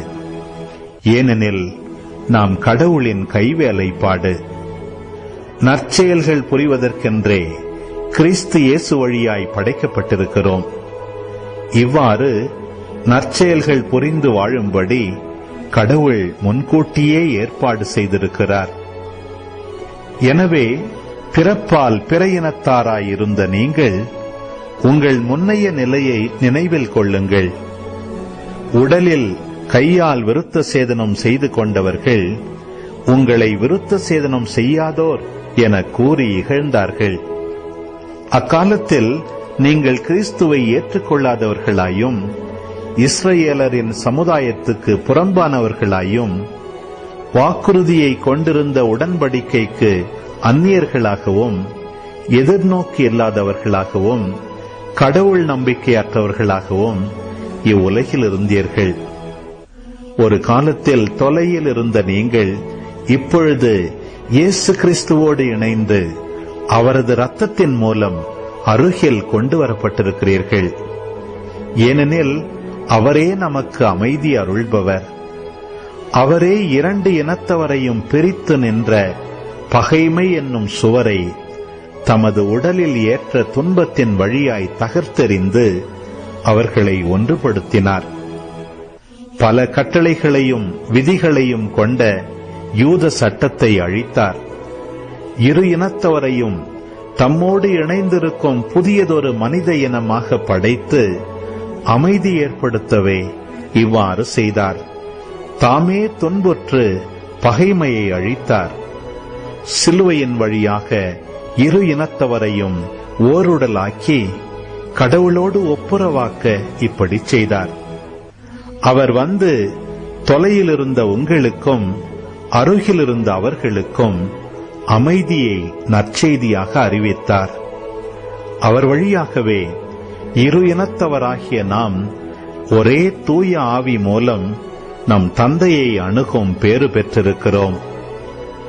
எனவே இனி நீங்கள் அந்நியர் அல்ல, வேற்று நாட்டினரும் அல்ல, இறைமக்கள் சமுதாயத்தின் உடன்குடி மக்கள், கடவுளின் குடும்பத்தைச் சேர்ந்தவர்கள், திருத்தூதர்கள், இறைவாக்கினர்கள் ஆகியோர்களை அடித்தளமாகவும் கிறிஸ்து இயேசுவையே மூலைக்கல்லாகவும் கொண்டு அமைக்கப்பட்ட கட்டடமாயிருக்கிறீர்கள்.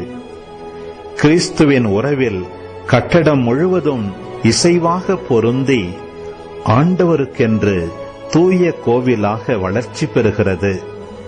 நீங்களும் அவரோடு இணைந்து தூய ஆவி வழியாக கடவுளின் உறைவிடமாக கட்டப்பட்டு வருகிறீர்கள். எபேசியருக்கு எழுதிய திருமுகம் அதிகாரம் 3. இதன் காரணமாக பிற இனத்தவராகிய உங்களுக்காக கிறிஸ்து இயேசுவின் பொருட்டு பவுலாகிய நான் கைதியாக இருக்கிறேன். உங்கள் நலனுக்காக கடவுளின் அருளால் எனக்களிக்கப்பட்ட பொறுப்பை பற்றி கேள்விப்பட்டிருப்பீர்கள் என எண்ணுகிறேன். அந்த மறைபொருள் எனக்கு இறை வெளிப்பாட்டின் வழியாகவே தெரியப்படுத்தப்பட்டது. அதை பற்றி நான் ஏற்கனவே சுருக்கமாக உங்களுக்கு எழுதியிருக்கிறேன். அதை நீங்கள் வாசிக்கும்போது கிறிஸ்துவை பற்றிய மறைபொருளை நான் புரிந்து கொண்டேன் என்பதை நீங்கள் உணர்ந்து கொள்ளலாம். அந்த மறைபொருள் மற்ற தலைமுறைகளில் வாழ்ந்த மக்களுக்கு தெரிவிக்கப்படவில்லை. ஆனால் இப்போது தூய ஆவி வழியாக தூய திருத்தூதருக்கும் இறைவாக்கினருக்கும் வெளிப்படுத்தப்பட்டுள்ளது. நற்செய்தியின் வழியாக பிற இனத்தாரும் கிறிஸ்து இயேசுவின் மூலம் உடன் உரிமையாளரும் ஒரே உடலின் உறுப்பினரும் வாக்குறுதியின் உடன் பங்காளிகளும் ஆகியிருக்கிறார்கள் என்பதே அம்மறைபொருள். கடவுள் வல்லமையோடு என்னுள் செயல்பட்டு எனக்கு அளித்த அவரது அருள் கொடைக்கு ஏற்ப அந்த நற்செய்தியின் தொண்டனானேன். கிறிஸ்துவின் அளவற்ற செல்வத்தை பற்றிய நற்செய்தியை பிற இனத்தாருக்கு அறிவிக்கவும், எல்லாவற்றையும் படைத்த கடவுளுக்குள் ஊழிகாலமாக மறைந்திருந்த இந்த மறைபொருளின் திட்டம் இன்னதென யாவருக்கும் தெளிவுபடுத்தவும், இறைமக்கள் அனைவருள்ளும் மிகவும் கடையவனாகிய எனக்கு இந்த அருள் வழங்கப்பட்டுள்ளது. அதன் மூலம் பல வகையில் விளங்கும் கடவுளின் ஞானத்தை ஆட்சி புரிவோர், வான்வெளியில் அதிகாரம் செலுத்துவோர் ஆகியோருக்கு இப்போது திருச்சபை வழியாக வெளிப்படுத்த முடிகிறது. இவ்வாறு கடவுள் ஊழிகாலமாக கொண்டிருந்த திட்டத்தை நம் ஆண்டவர் இயேசு கிறிஸ்து வழியாய் நிறைவேற்றினார். கிறிஸ்துவின் மீது நாம் கொண்டுள்ள நம்பிக்கையின் வழியாக கடவுளை உறுதியான நம்பிக்கையோடு அணுகும் உரிமையும் துணிவும் நமக்கு கிடைத்துள்ளது. ஆகவே உங்கள் பொருட்டு நான் படும் துன்பங்களை கண்டு நீங்கள் மனம் தளர்ந்து போகாதபடி உங்களை வேண்டுகிறேன். அத்துன்பங்களே உங்களுக்கு பெருமையாக அமையும். இதன் காரணமாக விண்ணுலகிலும் மண்ணுலகிலும் உள்ள ஒவ்வொரு குடும்பமும் உண்மையிலேயே குடும்பமாய் விளங்குவதற்கு காரணமாயிருக்கிற தந்தையிடம் நான் மண்டியிட்டு வேண்டுகிறேன். அவருடைய அளவற்ற மாட்சிக்கேற்ப உங்கள் உள்ளத்திற்கு வல்லமையும் ஆற்றலும் தம் தூய ஆவி வழியாக தந்தருளுவாராக. நம்பிக்கையின் வழியாக கிறிஸ்து உங்கள் உள்ளங்களில் குடிகொள்வாராக. அன்பே உங்கள் வாழ்வுக்கு ஆணிவேரும் அடித்தளமுமாயிருப்பதாக. இறைமக்கள் அனைவரோடும் சேர்ந்து கிறிஸ்துவுடைய அன்பின் அகலம், நீளம், உயரம், ஆழம் என்னவென்று உணர்ந்து அறிவுக்கு எட்டாத இந்த அன்பை அறிந்து கொள்ளும் ஆற்றல் பெறுவீர்களாக. அதன் மூலம் கடவுளின் முழு நிறைவையும் நீங்கள் பெற்றுக்கொள்வீர்களாக. நம்முள் வல்லமையோடு செயல்படுபவரும் நாம் வேண்டுவதற்கும் நினைப்பதற்கும் மிகவும் மேலாக அனைத்தையும் செய்ய வல்லவருமான கடவுளுக்கே திருச்சபையில் கிறிஸ்து இயேசு வழியாக தலைமுறை தலைமுறையாக என்றென்றும் ஆட்சி உரித்தாகுக. ஆமென். நீதிமொழிகள் அதிகாரம் 29. எங்கே இறைவழிபாடு இல்லையோ அங்கே குடிமக்கள் கட்டுக்கடங்காமல் திரிவார்கள். நீதி போதனையின்படி நடப்பவர் நற்பேறு பெற்று மகிழ்வார். வெறும் வார்த்தைகளினால் வேலைக்காரர் திருந்த மாட்டார். அவை அவருக்கு விளங்கினாலும் அவற்றை பொருட்படுத்த மாட்டார். பேச துடிதுடித்துக் கொண்டிருப்பவரை நீ பார்த்திருக்கிறாயா? மூடராவது ஒரு வேளை திருந்துவார், ஆனால் இவர் திருந்தவே மாட்டார். அடிமையை இளமை பருவம் முதல் இளக்காரம் காட்டி வளர்த்தால் அவர் பிற்காலத்தில் நன்றி கெட்டவராவார். ஆமேன். ஆண்டவரே, இந்த நாளுக்கான இந்த அழகான இறைவார்த்தை பகுதிக்காக நன்றி செலுத்துகிறோம் அப்பா. ஆண்டவரே, உங்களுடைய அன்பினுடைய உயரத்தை, உங்களுடைய அன்பினுடைய ஆழத்தை, உங்களுடைய அன்பினுடைய அகலத்தை, நீளத்தை அறிந்து கொள்ள எங்களுக்கு அருள் தாரும் ஆண்டவரே. ஆண்டவரே, இதை எங்களால் இதை புரிந்து கொள்ள முடியாது, எங்களுடைய மூளைக்கு எட்டாதது ஆண்டவரே. ஆனாலும் கூட உங்களுடைய சிலுவையிலிருந்து நீங்கள் என்ன செஞ்சீங்க, அந்த அன்பை எங்களுக்கு வெளிப்படுத்துங்க அப்பா. இதுதான் எங்களுடைய ஒரே ஒரு ஆசை ஆண்டவரே. அம்மா, நீங்கள் சிலுவையிலிருந்து பார்த்தீங்களம்மா, அவருடைய அந்த அன்பு எப்படிப்பட்ட அன்புன்றதை எங்களுக்கு புரிய மாட்டேங்குதும்மா. எங்களுக்கு கற்றுத்தாங்கம்மா. அவருடைய அன்பின் உயரம், ஆழம், நீளம், அகலத்தை எங்களுக்கு அதனுடைய கொஞ்சத்தையாவது எங்களுக்கு எங்கள் மனசுக்கு உணர்த்துங்கம்மா. தந்தை, மகன், தூய் ஆவியாரின் பெயராலே ஆமேன். முதல்ல இன்னைக்கு திருத்தூதர்கள் பணியில் பாருங்கள், 14ஆம் வசனம் 26ஆம் அதிகாரத்தில் ஒரு சில விஷயங்கள் புதுசாக ஆட் பண்ணுறாரு பாருங்கள். அவருடைய மனமாற்றத்தின் போது அந்த 9ஆம் அதிகாரத்துலேயும் 22ஆம் அதிகாரத்திலும் இல்லாததை இந்த 26ஆம் அதிகாரத்தில் அவர் ஆட் பண்ணுறார் பாருங்கள். நாங்கள் அனைவரும் தரையில் வீழ்ந்தோம் அப்படின்றாங்க. ஆக்சுவலாக பார்த்திங்கன்னா ஃபஸ்ட்டு அவர் மட்டும்தான் நான் வீழ்ந்தேன் அப்படின்னு தான் சொல்லுவார். ஆனால் இங்கே பார்த்திங்கன்னா அங்கே அவர் கூட இருந்தவங்க எல்லாருமே விழுந்திருக்கிறாங்க. எபிரேய மொழியில் சவுலே சவுலே ஏன் என்னை துன்புறுத்துகிறாய் அப்படின்னு ஆண்டவர் கேட்டார், கரெக்டு. பட் ஆனால் அதுக்கப்புறம் பாருங்கள், ஒரு புதுசாக ஒரு ஆட் பண்ணுறார் பாருங்கள். தற்கொலை உதைப்பது உனக்கு கடினமாயிருக்கும், தற்கொலை உதைப்பது உனக்கு கடினமாயிருக்கும் என்று ஒரு குரல் ஒலித்ததை கேட்டேன். இந்த வார்த்தை இல்லவே இல்லை பாருங்களேன். இந்த வசனம் வந்து இப்போ தான் அவர் சொல்கிறார். ஆண்டவர் அப்போ இதை பேசியிருக்காரு போல். அவர் அதுக்கு முன்னாடி ஷார்ட்டாக சொல்லியிருக்காரு. அப்போ பாருங்கள் முதல்ல, அப்போ நிறையா நம்ம இப்போ பாருங்கள், அவருடைய மனமாற்றத்தையே அவரே ஒரே புத்தகத்திலே ஒரு சில டைம் முன்னாடி அதெல்லாம் சொல்லல, அந்த டீட்டெயில், இப்போ அந்த விவரத்தெல்லாம் சொல்கிறாரு. அப்போ வெவ்வேறு நற்செய்தியாளர்கள் ஆண்டவருடைய பாடுகளை பற்றி எழுதும்போது அதில் ஒரு சில விஷயங்களை விட்டுருப்பாங்க, ஒரு சில விஷயங்களை அவங்க ஆட் பண்ணுவாங்க. அது நமக்கு பார்க்குறதுக்கு வேறு மாதிரி இருக்கும். இப்போ நம்ம உடனே கேட்கலாம், அவர் விழுந்தாரா இல்லை எல்லாருமே விழுந்தாங்களா? ஆக்சுவலாக எல்லாருமே தான் விழுந்தாங்க. ஆனால் முன்னே வந்து அவர் மட்டும் விழுந்ததாக அவர் சொல்கிறாரு. மற்றவங்க விழுந்தாங்களா விழுவிலையான்னு அவர் சொல்லலையே. மற்றவங்க யாரும் விழுவில்லைன்னு அவர் ஒன்றும் சொல்ல கிடையாது. ஸோ இப்போ பாருங்கள், நம்ம அதில் முரண்பாடுகள் எதுவுமே தெரியல பாருங்கள். அந்த மாதிரி தான் இப்போ நம்ம நற்செய்தியிலேயும் நிறைய விஷயங்கள் நமக்கு முரண்பாடாக இருக்குது. என்ன இங்கே ஒரு மாதிரி இருக்குது, அங்கே ஒரு மாதிரி இருக்குன்னா, இங்கே ஒரு விஷயத்த சொல்லியிருக்காங்க, அதே நிகழ்வு தான் அவங்க அங்கே அதனுடைய மற்ற விவரங்களை சொல்கிறாங்க.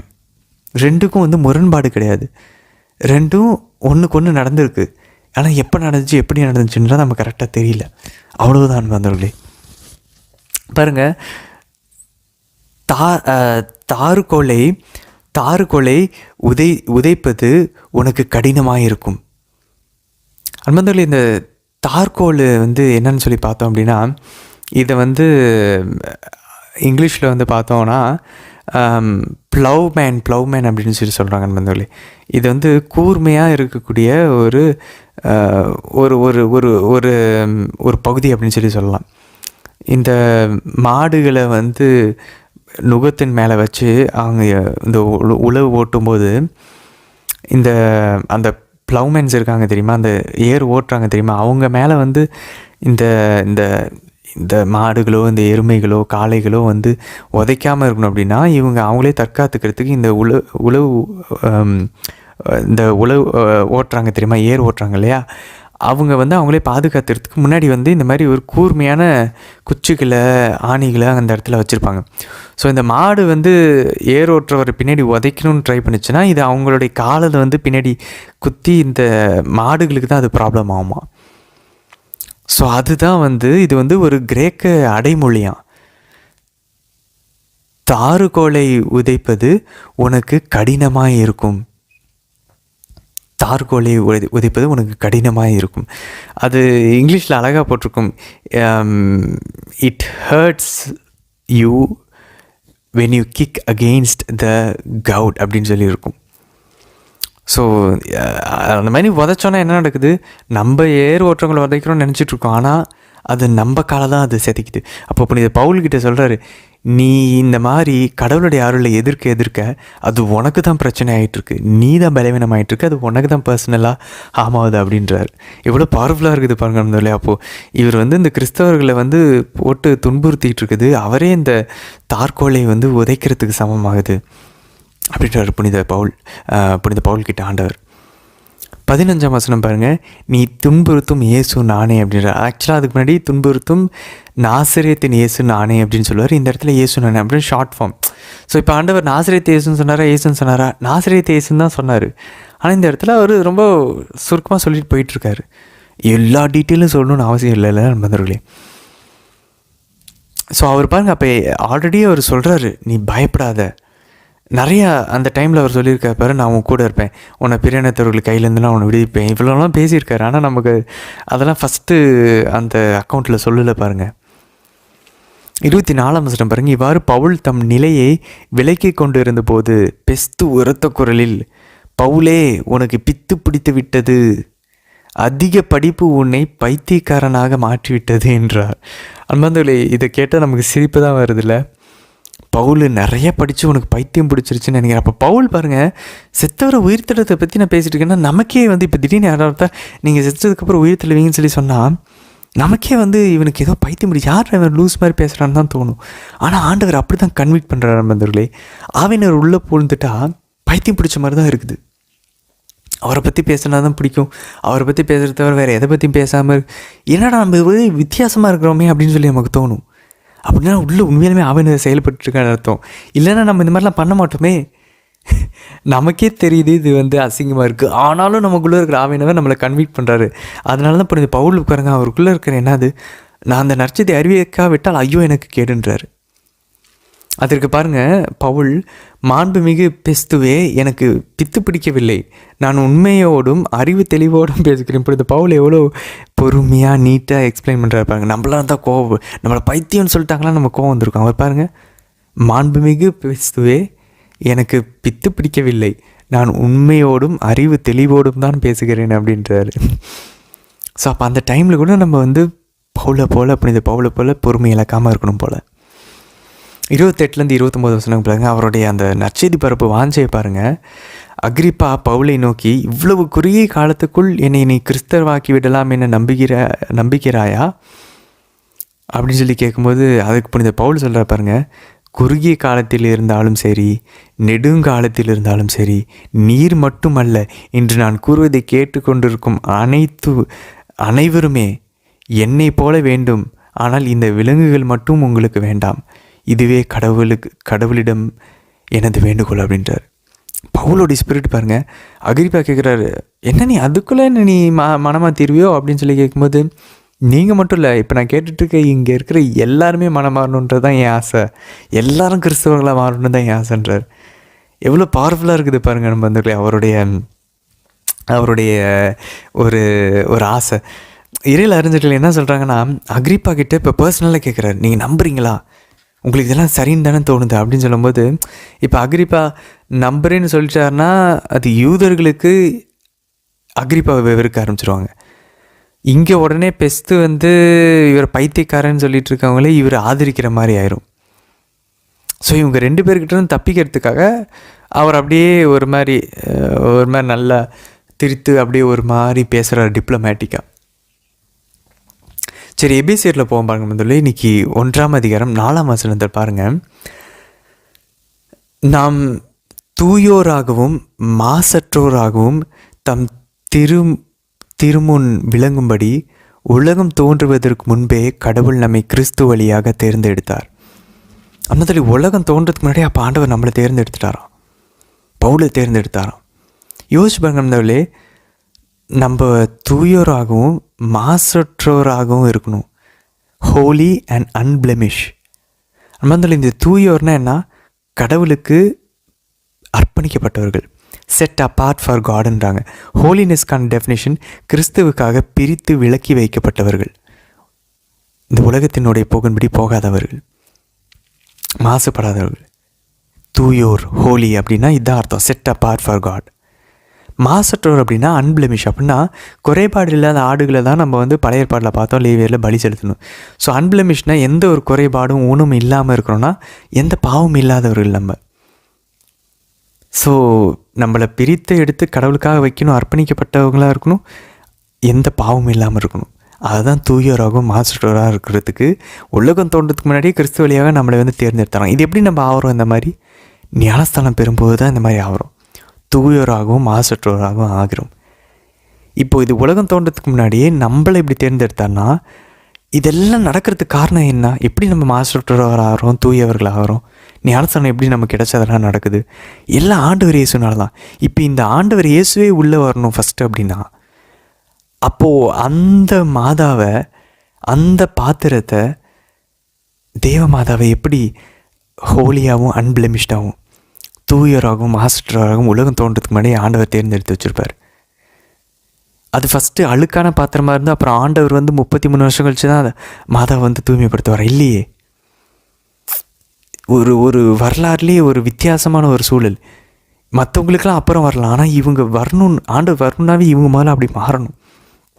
அதனால தான் நம்ம இம்மாக்குலேட் கன்செப்ஷன் சொல்ல முன்னாடியே அந்த அருள் கொடுக்கப்பட்டுச்சு பாருங்கள். அதுக்கப்புறம் 5-6 வசனங்கள் பாருங்கள்.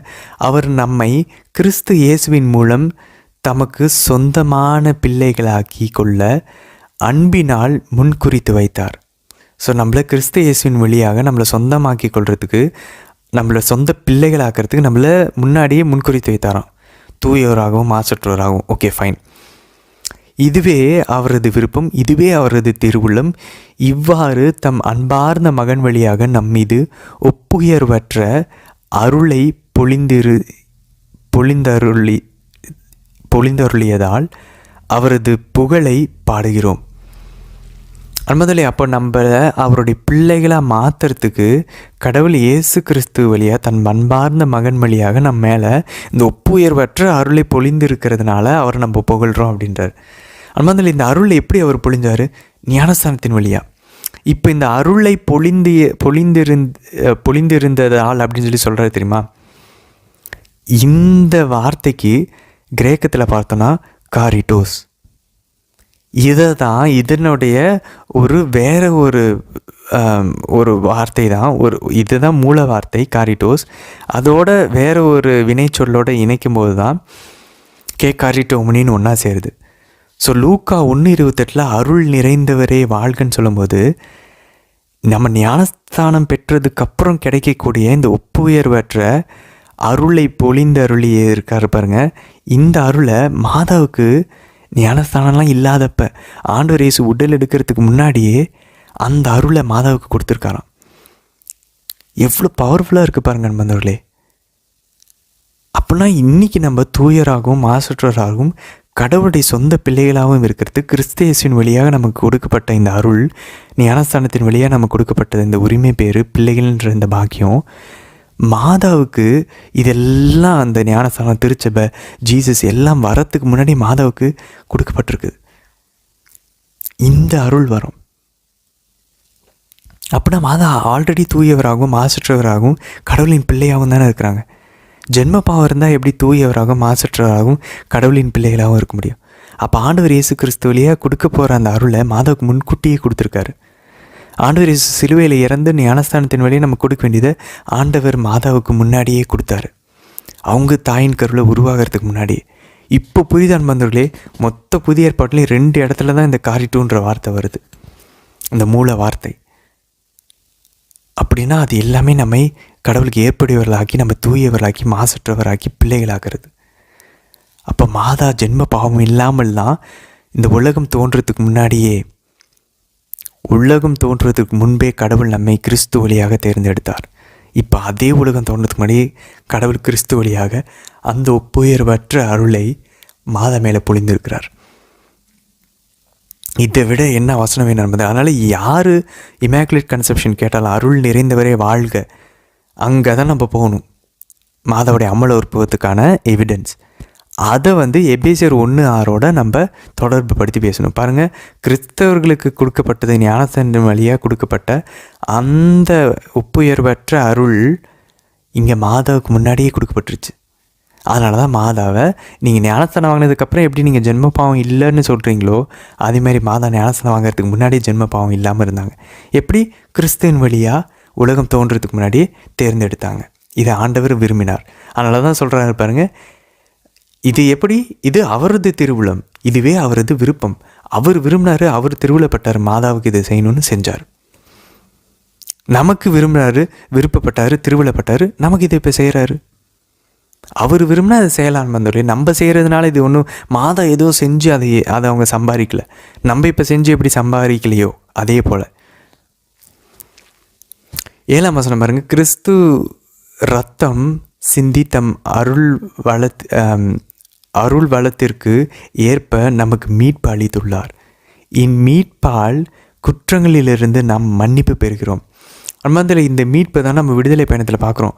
எல்லா ஆண் மகன்களையும் மீட்டெடுக்கிறதுக்கு, ரிடீம் பண்ணுறதுக்கு ஒரு ஆட்டுக்குட்டியை பலியிட்டு நீங்கள் பாஸ்கா கொண்டாடணும். விடுதலை பயணம் 15:13, இணைச்சட்டம் 7:8 அப்போ இந்த ரிடம்ஷன், இந்த மீட்பு இப்போது ஆட்டுக்குட்டியை ஆண்டவர் இயேசுவின் வழியாக நமக்கு மீட்பு அளித்திருக்கிறார்.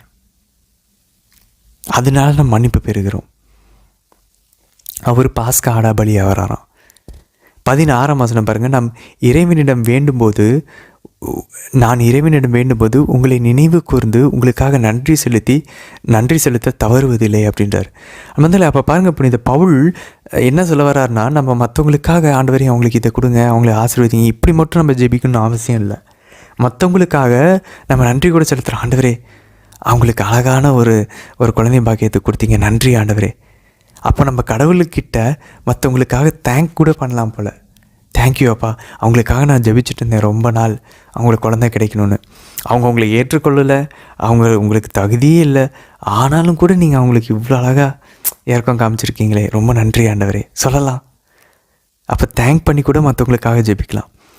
17ஆம் வசனம் பாருங்கள், நம்ம ஆண்டவராகிய அந்த மாதிரி தேங்க் பண்ணுறதுனால என்ன நடக்குது பாருங்கள். அவர் நம்ம ஆண்டவராகிய இயேசு கிறிஸ்துவின் கடவுளும் மாட்சிமிகு தந்தையுமானவர் அவரை முழுமையாக நீங்கள் அறிந்து கொள்ளுமாறு ஞானமும் வெளிப்பாட்டும் தரும் தூய ஆவியை உங்களுக்கு அருள்வாராக. அப்போ பாருங்கள், முதல்ல ஞானம் தரக்கூடிய ஒரு ஆவி ஒன்று இருக்குது, வெளிப்பாடுகள் தரக்கூடிய ஆவி ஒன்று இருக்குது. இதை கடவுள் உங்களுக்கு தரணுன்றதுக்காக நான் அவர்கிட்ட உங்களுக்கு நன்றி செலுத்தி ஜெபிக்கிறேன் அப்படின்றார் நண்பர்களே. அப்போ புனித பவுல் ஜெபிக்கிறதுனால திருச்சபைக்கு ஞானமும் வெளிப்பாடு அருளக்கூடிய ஆவி கொடுக்கப்படுதான். அப்போ ஏன் நமக்கு மாதாவும் புனிதர்களும் ஜெபிக்கக்கூடாது விண்ணகத்திலேருந்து மற்ற புனிதர்கள்? அப்போ அவங்க ஜெபிச்சாங்கன்னா நமக்கு வெளிப்பாடும் தூய ஆவியனோடைய ஞானம் தரக்கூடிய ஆவி நமக்கு கிடைக்கும். ஆல்ரெடி இவங்கெல்லாம் ஆவினவர் பெற்றிருக்கவங்க தான், பட் ஆனாலும் புனித பவுல் இதை நீங்கள் இன்னும் பெற்றுக்கணும். அப்போ பாருங்கள், ஏதோ ஞானஸ்தானத்துலேயோ உறுதி பூஸ்தல்லையோ இது ஒன் டைம் இல்லை அன்பாந்தர்களே, ஏதோ ஒரு டைம் ஆவினவர் கொடுத்துட்டா முடிஞ்சிச்சு இல்லை. இந்த ஆவிக்குரிய வாழ்க்கையில் வளரணும், முதிர்ச்சி அடையணும். அதுக்கு நிறைய பேர் நமக்கு ஜெபிக்கணும். இந்த ஜெபத்தெல்லாம் தான் சாத்தான் பிளாக் பண்ணிட்டான். மாதா தேவையில்லை, புனிதர்கள் தேவையில்லை. அப்போ என்ன ஆகும், நம்மளும் நம்ம ஆன்மீக வாழ்க்கையிலையும் நம்மளும் ஆண்டவர் மட்டும் விட்டுருப்போம், நம்ம ஆண்டவர் எதிர்த்துக்கிட்டு இருப்போம், ஆட்டோமேட்டிக்காக நம்ம நரகத்துக்கு தான் போவோம். இதுதான் அவனுடைய பிளான். நடுவில் நமக்கு உதவி செய்கிறதுக்கு எல்லா விதமான வாய்க்கால்களையும் அவன் தடுக்க ட்ரை பண்ணுறான். பிரிந்து போன சகோதரர்கள் இப்படிப்பட்ட ஒரு வலையில தான் சிக்கியிருக்காங்க. 19ஆம் வசனம் பாருங்கள். அவர் மீது நம்பிக்கை கொள்பவர்களாகிய நம்மிடம் செயலாற்றுகிற அவரது வல்லமை எத்தனை ஒப்புயர்வு அற்றது. அந்த அப்போ பாருங்கள், நமக்குள்ளே செயலாற்ற வல்லமை அவ்வளோ பவர்ஃபுல்லானதான். ஆண்டவர் இயேசு உயிர் தெள்ள வச்ச அதே ஆவியானவர், அதே கிறிஸ்துவின் ஆவி நமக்குள்ளே இருக்குது. எவ்வளோ பவர்ஃபுல்லாக இருக்குது பாருங்களேன். அவர் மீது நம்பிக்கை கொண்டா, அதுவும் எப்போ நம்ம அவர் மேலே நம்பிக்கை கொண்டாதான். அவர் மீது நம்பிக்கை கொள்பவர்களாகிய நம்மிடம் செயலாற்றுகிற அவரது வல்லமை எத்தனை ஒப்புயர்வற்றது அப்படின்றார். 21ஆம் வசனம் பாருங்கள். அதன் மூலம் ஆட்சியாளர்கள், அதிகாரம் கொண்டோர், வல்லமை உடையோர், தலைமை தாங்குவோர் ஆகிய அனைவரும் மேலாகவும் அவரை உயர்த்தினார். அம்மத்தில் யார் இந்த ஆட்சியாளர்கள், அதிகாரம் கொண்டோர், வல்லமை உடையோர், தலைமை தாங்குவோர்? அன்பந்தோலை, இது வந்து ஏதோ இந்த நாள் வந்து ஏதோ சாதாரண ஆட்கள் இல்லை அன்பந்தோலை. இது வந்து வானதூதர்களுடைய படைகளை குறிக்கும். நவவிலாச சம்மனசுகள்னு சொல்லுவாங்க தெரியுமா, 9 கொயர்ஸ் ஆஃப் ஏஞ்சல்ஸ் அப்படின்வாங்கள்ல. அதில் ஒரு 4 வகைகளை வந்து இன்றைக்கி புனித பவுல் சொல்கிறார் அன்பந்தோலை. இது கீழே பார்த்திங்கன்னா, இதை புனித தாமஸ் அக்வினாஸும் சரி மற்ற திருச்சபையின் தந்தையர்களும் மொத்தம் 9 வகைகள் சொல்கிறாரு. ஆங்கிலத்தில் பார்த்திங்கன்னா ஃபஸ்ட் வந்து இதை செராஃபிம் அப்படின்வாங்க, செராபீன்கள் அப்படின்வாங்கள்ல. அது வந்து பழைய தமிழ் வந்து பக்தி ஜுவாலர்கள் அப்படின்வாங்க. பக்தி ஜுவாலர்கள், செராஃபிம். ரெண்டாவது வந்து ஞானாதிகர்கள், கெருபீன்கள்னு சொல்லுவோம் தெரியுமா, கெருபிம்ஸ், இங்கிலீஷில் கெருபிம் அப்படின்வோம். ஸோ இதுதான் ரெண்டாவது ஆள். மூணாவது வந்து பத்திராசனர், பத்திராசனர் அப்படின்றாங்க, த்ரோன்ஸ். ஸோ இந்த 3 வந்து இதுதான் டாப், உச்சக்கட்டமான படைகள். செராபீன்கள், கெருபீன்கள், பத்திராசனர்கள், பழைய தமிழில் பத்திராசனர்கள் அப்படின்னா இந்த அரியணை, த்ரோன்ஸ் அப்படின்னு சொல்லி சொல்கிறது. ஆனால் அதெல்லாம் பார்த்தா ஏஞ்சலோடைய பேர் மாதிரி தெரில பாருங்களேன். ஆனால் இது வந்து ஏஞ்சல்ஸினுடைய அந்த படைகளை குறிக்கக்கூடிய அந்த விலாசங்கள். மொத்தம் 3 பிரிவுகளாக இருக்கிறாங்க. ஸோ முதல் பிரிவில் 3 விதமான வானதூதர்கள் பார்த்துட்டோம், செராபீன், கெருபீன், பத்திராசனர்கள். சரி, ஓகே, பத்திராசனர்கள் முடிஞ்சு. அடுத்த 2வது பிரிவுக்குள்ளே பார்த்தோன்னா இதுக்குள்ளே ஒரு 3 பேர் இருக்காங்க, டொமினியன்ஸ் ஆங்கிலத்தில். நாதகிருத்தியர்கள் அப்படின்னு சொல்லி பழைய தமிழில் சொல்கிறோம். 5வது பார்த்தீங்கன்னாக்க சத்துவகர் அப்படின்றாங்க. சத்துவகர் அப்படின்னா வேர்ச்சூஸ், டொமினியன்ஸ், வேர்ச்சூஸ். அடுத்தது பவர்ஸ், 6வது பலவத்தர் அப்படின்றாங்க, பலவத்தர்கள். ஸோ நாதகிருத்தியர்கள், சத்துவகர்கள், பலவத்தர்கள், டொமினியன்ஸ், வேர்ச்சூஸ், பவர்ஸ். இது வந்து 2வது படை பிரிவினர்கள், வானதூதர்கள். 3வது பிரிவினர்கள் பார்த்தீங்கன்னாக்க பிரதாமிகர்கள், பிரின்சிபாலிட்டிஸ். 8வது வந்து அதிதூதர்கள், 9வது தூதர்கள். ஸோ பிரின்சிபாலிட்டிஸ், ஆர்கேஞ்சல்ஸ், ஏஞ்சல்ஸ், பிரதாமிகர்கள், அதிதூதர்கள், தூதர்கள். அப்போ பாருங்கள், அதிதூதரே வந்து 8வது நிலையில் தான் இருக்கிறாங்க. நம்ம நினச்சிட்டோம் அதிதூதர் தான் டாப்புன்னு. இல்லை, அதிதூதர் மொத்தம் 9 நவவிலாச சம்மனசுகளினுடைய அந்த படிநிலைகள், ஹைரார்க்கியில் 8வது தான் அதிதூதர்கள் அன்பர்களே. ஸோ இவங்க எல்லாரையுமே அவருக்கு கீழே தான் இருக்காங்களா, ஆண்டவர் இயேசு கீழே. எவ்வளோ பவர்ஃபுல்லாக இருக்குது பாருங்களேன். சரி, 2ஆம் அதிகாரத்துக்குள்ளே போவோம் பாருங்கள். 2ஆம் வசனத்தில் பாருங்கள். அப்பொழுது நீங்கள் இவ்வுலக போக்கின்படி வான்வெளியில் அதிகாரம் செலுத்தும் தலைவனுக்கு ஏற்ப வாழ்ந்து வந்தீர்கள். கடவுளுக்கு கீழ்ப்படியாத மக்களிடையே இப்பொழுது செயலாற்றும் தீய ஆற்றலுக்கு பணிந்து நடந்தீர்கள். முதல்ல இந்த வசனத்தில் பாருங்களேன், 2 விஷயம் தெரியுது. ஒன்று, நம்ம இதுக்கு முன்னாடி ஞானசனம் வாங்குறதுக்கு முன்னாடி, ஆக்சுவலாக இப்போது நம்ம ஞானசனம் வாங்கினதுக்கப்புறம் நம்ம ஒருவேளை கடவுள் வழியில் நடக்கலைன்னா நம்ம இந்த 2 விஷயம் பண்ணிகிட்ருக்கோம். ஒன்று, இவ்வுலக போக்கின்படி வான்வெளியில் அதிகாரம் செலுத்தும். இவ்வுலக போக்கின்படி நம்ம வாழ்ந்தோன்னா வான்வெளியில் அதிகாரம் செலுத்தக்கூடிய தலைவன் யார்? அது சாத்தான் தான். அவனுக்கு ஏற்புடைய வாழ்க்கையை நம்ம வாழ்ந்து வந்துட்டுருக்கோம். First point. ஸோ உலக போக்கில் நம்ம வாழ்ந்தோன்னா சாத்தானினுடைய அவனுக்கு ஏற்ற வாழ்க்கையை, அவனுக்கு ஏற்புடைய வாழ்க்கையை வாழ்ந்துட்டுருக்கோம். A life that is pleasing to Satan. உலகன் போக்கின்படி நம்ம வாழ்ந்தோன்னா. ரெண்டாவது விஷயம் அவர் என்ன சொல்ல பாருங்க, கடவுளுக்கு கீழ்ப்படியாத மக்களிடையே இப்போது செயலாற்றும் தீய ஆற்றலுக்கு பணிந்து நடக்கிறீர்கள். இப்போ அந்த சாத்தான் தான், அவனுடைய ஆவிதான் கடவுளுக்கு கீழ்ப்படியாத மக்களிடையேவும் செயலாற்றி கொண்டுட்ருக்கான். ஸோ அந்த ஆற்றலுக்கு தான் நம்மளும் நடந்தது. அப்போ கடவுளுக்கு கீழ்ப்படியாதவர்களுக்கு உள்ள செயல் ஆட்டிகிட்ருக்க அந்த சக்தி சாத்தானுக்கு தான் நம்மளுக்கு நடந்துகிட்ருக்கோமா. இதெல்லாம் எப்போது உலக போக்கிலான நடக்கும்போது. அப்போ பாருங்கள் நண்பர்களே, உலக போக்கில் நடக்கிறது எவ்வளோ பெரிய ஒரு தவறு அப்படின்னு சொல்லிட்டு.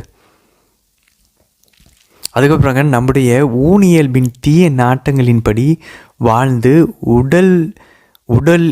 உடலும் மனமும் விரும்பியவாறு செயல்பட்டு மற்றவர்களை போலவே நாமும் இயல்பாக கடவுளின் சினத்துக்கு ஆளானோம். அன்பதில் அப்போ நம்மளுடைய உடலுக்கும் மனசும் சொல்கிறபடி நம்ம விரும்பிய மாதிரிலாம் நம்ம பாட்டுக்கும் ஜாலியாக செஞ்சுட்டு இருந்தோன்னா நம்மளும் மற்றவங்கள போல் உலக பிரகாரமாக இருக்கிற ஆளுங்களை போல் வாழ்ந்துட்டுருக்கோம் அன்பதில். அப்போ இந்த உலக பிரகாரமாக வாழ்கிறதுனா என்ன? அப்படி வாழ்ந்தோன்னா தான் நம்ம சாத்தானுக்கு ஏற்ப வாழ்க்கை வாழ்கிறோம். அப்படின்னா என்ன? பவுல் அழகாக சொல்லிட்டாரு, நம்மளுடைய உடலுடைய ஆசையும் மனம் விரும்புகிறவாறு நம்ம பாட்டுக்கும் செஞ்சுக்கிட்டு இருந்தோம்னா உடம்பு கேட்கும் சோம்பேறித்தனத்துக்கு, உடம்பு கேட்கும் சாப்பாடுக்கு, உடம்பு கேட்கும் கோவப்பட சொல்லி, உடம்பு கேட்கும் பொறாமப்பட சொல்லி ஊனியல்பு. அதன்படி நம்ம மனசு போனபடி வாழ்ந்தோன்னா நம்ம சாத்தானினுடைய அடிமையாக அவனுக்கு கீழ்ப்படிஞ்சிட்ருக்கோன்னு சொல்கிறாங்க அன்பதிலே. இதுதான் உலக போக்கின்படி வாழ்கிறது. ஏன்னா எல்லா மக்களும் அப்படி தான் பண்ணிகிட்ருக்காங்க. 6ஆம் வசனம் பாருங்கள் நண்பர்களே. நிறைய பேர் கேட்குறாங்க, மாதா எப்படி விண்ணகத்துக்கு மண்ணகத்துக்கு அரசியாக இருக்க முடியும்? ஆண்டவர் மட்டும்தான், நீங்கள் ஏன் மாதாவை கடவுளாக்குறீங்க? இல்லை, மாதா மட்டும் இல்லை, நம்ம எல்லாருமே ஆண்டவரோட சேர்ந்து ஆட்சி செலுத்த போகிறோம். பாருங்கள், எபேசியர் 2:6 சொல்லுது, இயேசு கிறிஸ்துவோடு இணைந்த நிலையில் நாம் அவரோடு உயிர்த்தெழவும் விண்ணுலகில் அவரோடு அமர்வும் செய்தார். மந்தலே அப்போ அவரோட அமர்ந்து அரியணையில் உட்காந்துருக்கோன்னு அர்த்தம். ஆட்சி செலுத்துக்கிறோம். இதை நம்ம இன்னும் திருவிழிப்பாடில் பார்ப்போம். வெற்றி பெற்றோன்னா ஆண்டவர் நமக்கு ஆட்சி உரிமை கொடுப்பேன் அப்படின்றார். நமக்கே இப்படின்னா யோசிச்சு பாருங்க நண்பர்களே, மாதாவுக்கு எவ்வளோ செஞ்சுருப்பார். 8-10 வசனங்கள் பாருங்கள். நீங்கள் அந்த அருளாலேயே நம்பிக்கையின் வழியாக மீட்கப்பட்டு இருக்கிறீர்கள். இது உங்கள் செயல் அல்ல, மாறாக இது கடவுளின் கொடை. அன்பர்களே, நம்ம வாழ்க்கையில் நடக்கிற எல்லா விஷயங்களையும் இப்படி பார்த்து சொல்ல முடியுமா? இது என்னுடைய செயல் இல்லை, இது கடவுளுடைய கொடை. எவ்வளோ அழகான வசனம் பாருங்களேன். இது நம்ம எங்கேயாச்சும் எழுதி கூட போடலாம். இது உங்கள் செயல் அல்ல, இது என் செயல் அல்ல, இது கடவுளின் கொடை. இது கடவுளின் கொடை. நிறைய அந்த கார்லலாம் போட்டிருப்பாங்களே, இட்ஸ் காட்ஸ் கிஃப்ட். இப்போ புரியுதா? அதெல்லாம் இந்த வசனம் தான். நமக்கு ஏதாவது ஒன்று கிடைக்குதா? இது என்னுடைய செயல் இல்லை. எனக்கு ஒரு வேலை கிடச்சிருக்கு, சேலரி கிடச்சிருக்கு, எனக்கு ஒரு நல்ல திருமணம் நடத்தி முடிச்சிருக்கேன், எனக்கு ஒரு குழந்தை பாக்கியம் கிடச்சிச்சு, எனக்கு இந்த குழந்தை என் செயல் அல்ல, இது கடவுளுடைய கொடை. எத்தனையோ பேருக்கு குழந்தை இல்லாமல் இருக்குது. நாம் கடவுளின் கை வேலைப்பாடு. நற்செயல்கள் புரிவதற்கே கிறிஸ்து இயேசு வழியாய் படைக்கப்பட்டிருக்கிறோம். இவ்வாறு நற்செயல்கள் புரிந்து வாழும்படி கடவுள் முன்கூட்டியே ஏற்பாடு செய்திருக்கிறார். அன்பர்களே, ஆரஞ்சினுடைய 2ஆம் சங்கம் கிபி 529 நடந்தது. அன்பர்களே, இந்த ஆதமையோட விழுந்து போன இயல்புனால, நம்ம பாவம் செஞ்சு விழுந்ததுனால நம்மளால் நற்செயல்கள் செய்ய முடியாது. அப்போ இந்த நற்செயல்கள் செய்யறதுக்கு கடவுள் நம்மையே முன்குறித்து இயேசு கிறிஸ்துவின் வழியாக நம்மளை படைக்கப்பட்டிருக்கிறோம். அப்போ இயேசு கிறிஸ்து தான் நமக்கு அந்த பலத்தை தரணும். ஞானத்தை வாங்கும்போது ஒரு சூப்பர் நேச்சுரல் ஹெல்ப் கிடைக்கிது. நம்மளுடைய இயல்புக்கு மாறாக ஆண்டவர் ஆவிக்குரிய ஒரு உதவியை நமக்கு கொடுக்குறாரு. அதன் வழியாக நம்ம நற்செயல்களை செய்யலாம் அன்பர்களே அப்படின்னு சொல்லுது. 13ஆம் வசனம் பாருங்கள். ஒரு காலத்தில் தொலையில் இருந்த நீங்கள் இப்பொழுது இயேசு கிறிஸ்துவோடு இணைந்து அவரது இரத்தத்தின் மூலம் அருகில் கொண்டு வரப்பட்டிருக்கிறீர்கள். அன்பதில் ஊதாரி மகனை போல் ஒரு காலத்தில் நம்ம பாவத்தினால தந்தை விட்டு தொலைவில் இருந்தோம்.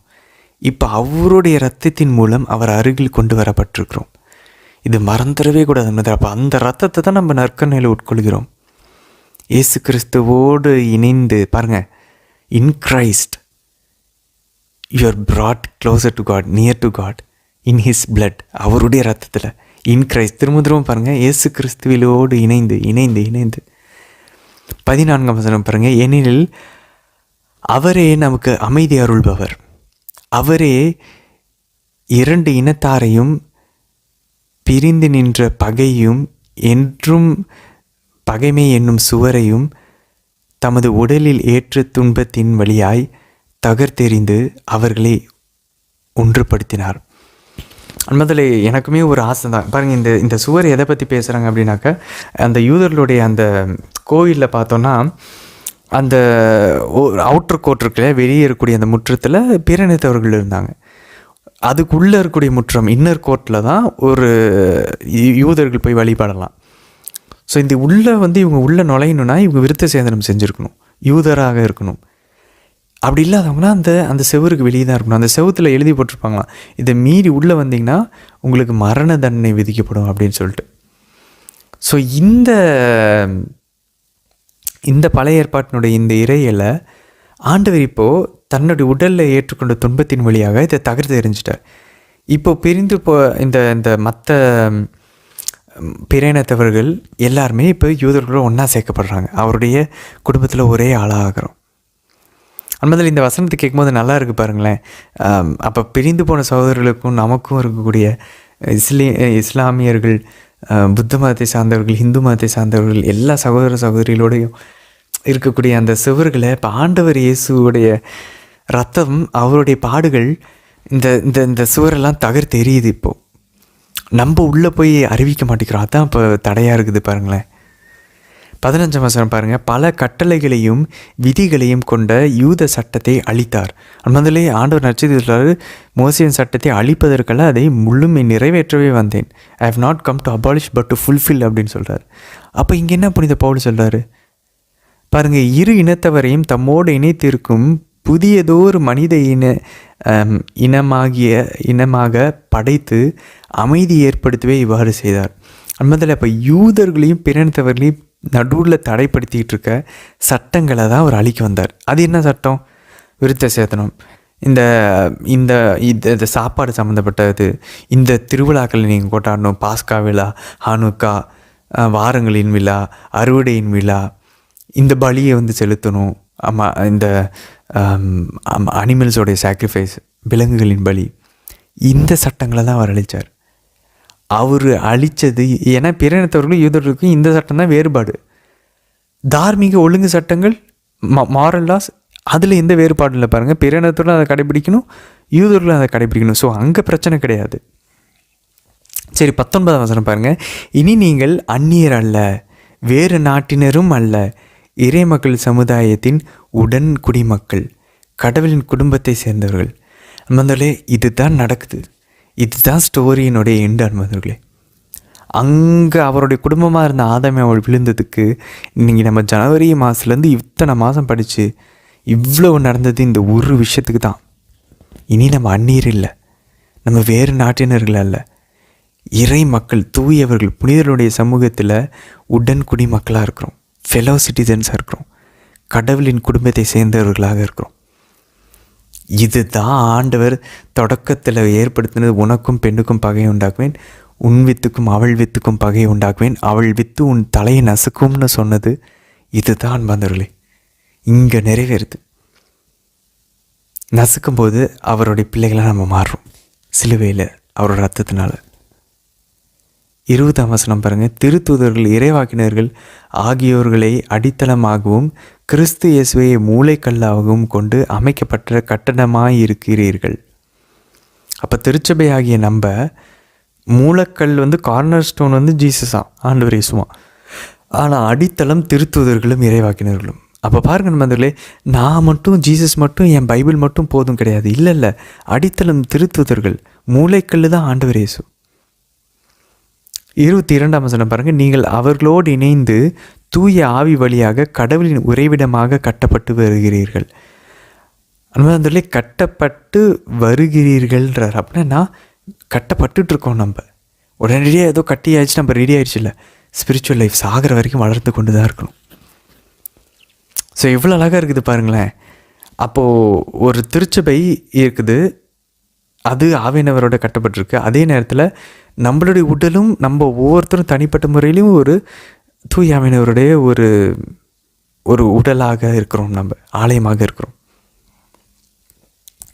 அதுக்கப்புறம் பாருங்கள், 3ஆம் அதிகாரத்தில் 1ஆம் வசனம் பாருங்கள். இதன் காரணமாக பிற இனத்தவராகிய உங்களுக்காக கிறிஸ்து இயேசுவின் பொருட்டு பவுலாகிய நான் கைதியாக இருக்கிறேன் அப்படின்றார். முதல்ல இது திருத்தூதர்கள் பணியில் நம்ம 28ஆம் அதிகாரத்தில் கடைசி அதிகாரத்தில் வாசிப்போம். புனித பவுல் ரோமில் வந்து ஹவுஸ் அரெஸ்ட்டில் வீட்டு காவலில் வந்து அவர் வைக்கப்படுகிறார். ஸோ ஒருவேளை அவர் வந்து அதை தான் இங்கே கூறுகிறார் அப்படின்னு சொல்லி இறையில அறிஞர்கள் சொல்லுவாங்க. அப்படி பார்த்தா அவர் ரோமில் சிறையில் இருக்கும்போது தான் அவர் இந்த கடிதத்தை எழுதுகிறார். யாருக்காக அவர் கைதியாக இருக்கிறாருன்னா கிறிஸ்து இயேசுவின் பொருட்டு பிற இனத்தவர்களாகிய உங்களுக்காக. 8ஆம் வசனம் பாருங்கள். இறைமக்கள்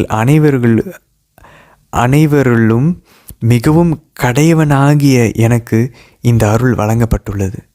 இது இந்த நற்செய்தி அறிவிக்கிற இந்த இது இறை மக்கள் அனைவருள்ளும் மிகவும் கடையவனாகிய எனக்கு. அன்மந்தலே புனித பவுல் இது எப்போ எழுதுறாரு? கிபி 60லேருந்து 62. 1 கொரிந்தியர் புத்தகம் எப்போ எழுதினார்? இதுக்கு முன்னாடி எழுதினார். 1 கொரிந்தியர் 15:9 என்ன சொல்கிறாரு? அப்போஸ்தலர்களில் மிக கடைவனாகிய நான். அப்போ வந்து அவருடைய பணி அப்போ தான் ஆரம்பிக்குது. அவருடைய அந்த 2வது நற்செய்தி பரப்பு பணியும் போது தான் அவர் போய் சந்திக்கிறார். அந்த டைமில் அவர் என்ன சொல்கிறார்? அப்போஸ்தலர்களில் கடைவன் நான் அப்படின்றாரு. அவருடைய தாழ்ச்சி லெவல் பாருங்கள். இப்போ இந்த இடத்துல என்ன சொல்கிறாரு? எபேசியருக்கு எழுதப்படுத்துகிற மூலம் கிபி 60-62 எழுதும் போது இன்னும் 2-3 வருஷம் இன்னும் ஆவிக்குரிய வாழ்க்கைக்குள்ளே வராரு. இப்போ என்ன சொல்கிறாரு? இப்போ நான் அப்போஸ்தலன்லாம் சொல்கிறதுக்கு அந்த தகுதி இல்லை, இறை மக்களில் நான் கடைசி கடையவன். அப்போ சாதாரண ஒரு கிறிஸ்தவனில் நான் தான் கடைசி அப்படின்றாரு. அன்மதிலே 1 தீமோத்தேயு 1ஆம் அதிகாரம் 15ஆம் வசனத்தில் அவர் mid-60s கிபி 60களினுடைய நடுப்பகுதியில் அவர் கடைசி காலகட்டத்தில் எழுதுகிறார், சாகிறதுக்கு கொஞ்ச நாள் முன்னாடி. அப்போ என்ன தெரியுமா சொல்கிறாரு? பாவியிலும் மிக கொடுமையான பாவினா அப்படின்றார். 1 தீமோத்தேயு 1:15. புனித பவுலுடைய அந்த ஹியூமிலிட்டி ஜேர்னி பாருங்களேன். அப்போஸ்தலர்களை கடையவன்னாரு, இறை மக்கள் அப்புறம் கடையவன்னாரு, இப்போ பாவிகளே மிக கொடூரமான பாவி. கடவுள்கிட்ட நெருங்க அவருடைய தாழ்ச்சியை பாருங்க நண்பர்களே. நம்மளும் அப்படி தான் பாவிக்குரிய வாழ்க்கையில் வளரணும் போல். சரி, 18லேருந்து 19 வசனங்கள் பாருங்கள். இறை மக்கள் அனைவரோடும் சேர்ந்து கிறிஸ்துவுடைய அன்பின் ஆழம், நீளம், உயரம், அகலம் என்னவென்று உணர்ந்து அறிவுக்கு எட்டாத இந்த அன்பை அறிந்து கொள்ளும் ஆற்றல் பெறுவீர்களாக. அதில் ஆண்டவர் இயேசு கிறிஸ்துவனுடைய உயரம், அவரோட அன்பினுடைய ஆழம், நீளம், அகலம், இது எல்லாத்தையுமே அறிவுக்கு எட்டாதது. ஆனால் அதை அறிந்து கொள்ளும் ஆற்றல் நம்ம பெறணுமா? அதன் மூலம் கடவுளின் முழு நிறைவையும் நீங்கள் பெறுவீர்கள். அப்போ அந்த ஃபுல்னஸ் ஆஃப் காடை வந்து நம்ம அடையணும்னா ஆண்டவர் இயேசுனுடைய அன்பு நம்ம வந்து அதனுடைய ஆழம், நீளம், அகலம், உயரத்தை தெரிஞ்சுக்கணுமா? அது அதுக்கு ஒரே வழி புனிதர்கள் சொல்கிறது, அவருடைய பாடுகளை நம்ம வந்து தியானிக்கணும். இப்படி இந்த அசிசியரோட ஜெபம் என்ன தெரியுமா நண்பர்களே? அவர் அழகாக ஜெபிக்கிறார் ஆண்டவர்கிட்ட போய் ஒரு நாள். ஆண்டவரே, நீங்கள் சிலுவையிலிருந்து என்னை எவ்வளோ அன்பு செஞ்சீங்களோ அதே அன்பை எனக்கு தாங்க. அந்த அன்புனால இப்போ நான் உங்களை அன்பு செய்யணும் அப்படின்றார். எப்படிப்பட்ட ஒரு ஜெபம் பாருங்கள். நம்ம இந்த மாதிரிலாம் நம்ம யோசிப்போமா? ஆண்டு நீங்கள் சிலுவையிலேருந்து இந்த உலகத்திலே அதிகமாக அன்பு செஞ்சது நீங்கள் தான். சிலுவையிலேருந்து அந்த பாடுகளை படும்போது உங்கள் மனசில் நான் இருந்தேன். இந்த மொத்த உலகம் இருந்துச்சு, ஸ்பெசிஃபிக்காக நான் இருந்தேன். அப்போ நீங்கள் என் மேலே எவ்வளோ அன்பு, அந்த அன்புக்கு ஈடே இல்லைல்ல. அந்த அன்பை எனக்கு தாங்க. எதுக்கு தெரியுமா? அந்த மாதிரியான ஒரு அன்புனால நான் இப்போ திருப்பி உங்களை அன்பு செய்யணும். இப்படி ஜெபிச்சிருக்காரு அன்பர்களே. நம்ம இப்படியும் கேட்கலாம். ஒரு ஒரு ஒரு ஒரு படைத்த பொருளாக இருக்கும்போது மாதாவை போல் யாரும் அந்த மாதிரி அன்பு செஞ்சதில்லை. அப்போம்மா மாதாவை விட இந்த உலகத்தில் யாருமே ஜீசஸ் அதிகமாக அன்பு செஞ்சிட முடியாது. அம்மா உங்கள் இதயத்தை தாங்க சொல்லி மாதாட்ட கேட்கலாம். ஜீசஸ்கிட்ட கேட்கலாம், ஆண்டவர் இந்த உலகத்தில் மாதாவை யாருமே உங்கள் அளவுக்கு அன்பு செஞ்சுருக்க முடியாது. உங்கள் இதயத்தை எனக்கு தாங்க ஆண்டவரே, மாதாவை அன்பு செய்கிறதுக்கு. உங்கள் இதயத்தை தாங்க தந்தையை அன்பு செய்கிறதுக்கு. இது எல்லாத்துக்கும் நடுவில் ஆவியானவர் தான் செயல்படுறார். அவர் தான் அந்த அன்பு. ஸோ அப்போ நம்மளோட ஜெபம் இப்படியாக தான் இருக்கணும். இந்த ஆண்டவரே, உங்களுடைய அன்பு, அதனுடைய ஆழம், உயரம், அதனுடைய நீளம், அகலம் அறிய எனக்கு அருள் தாங்க ஆண்டவரே. நீங்கள் எப்படி சிலுவையில் இந்த அன்பு கொண்டு இருந்தீங்களோ அந்த அன்பை எனக்கு தாங்க. அந்த அன்பை வச்சு நான் உங்களை அன்பு செய்யணும்.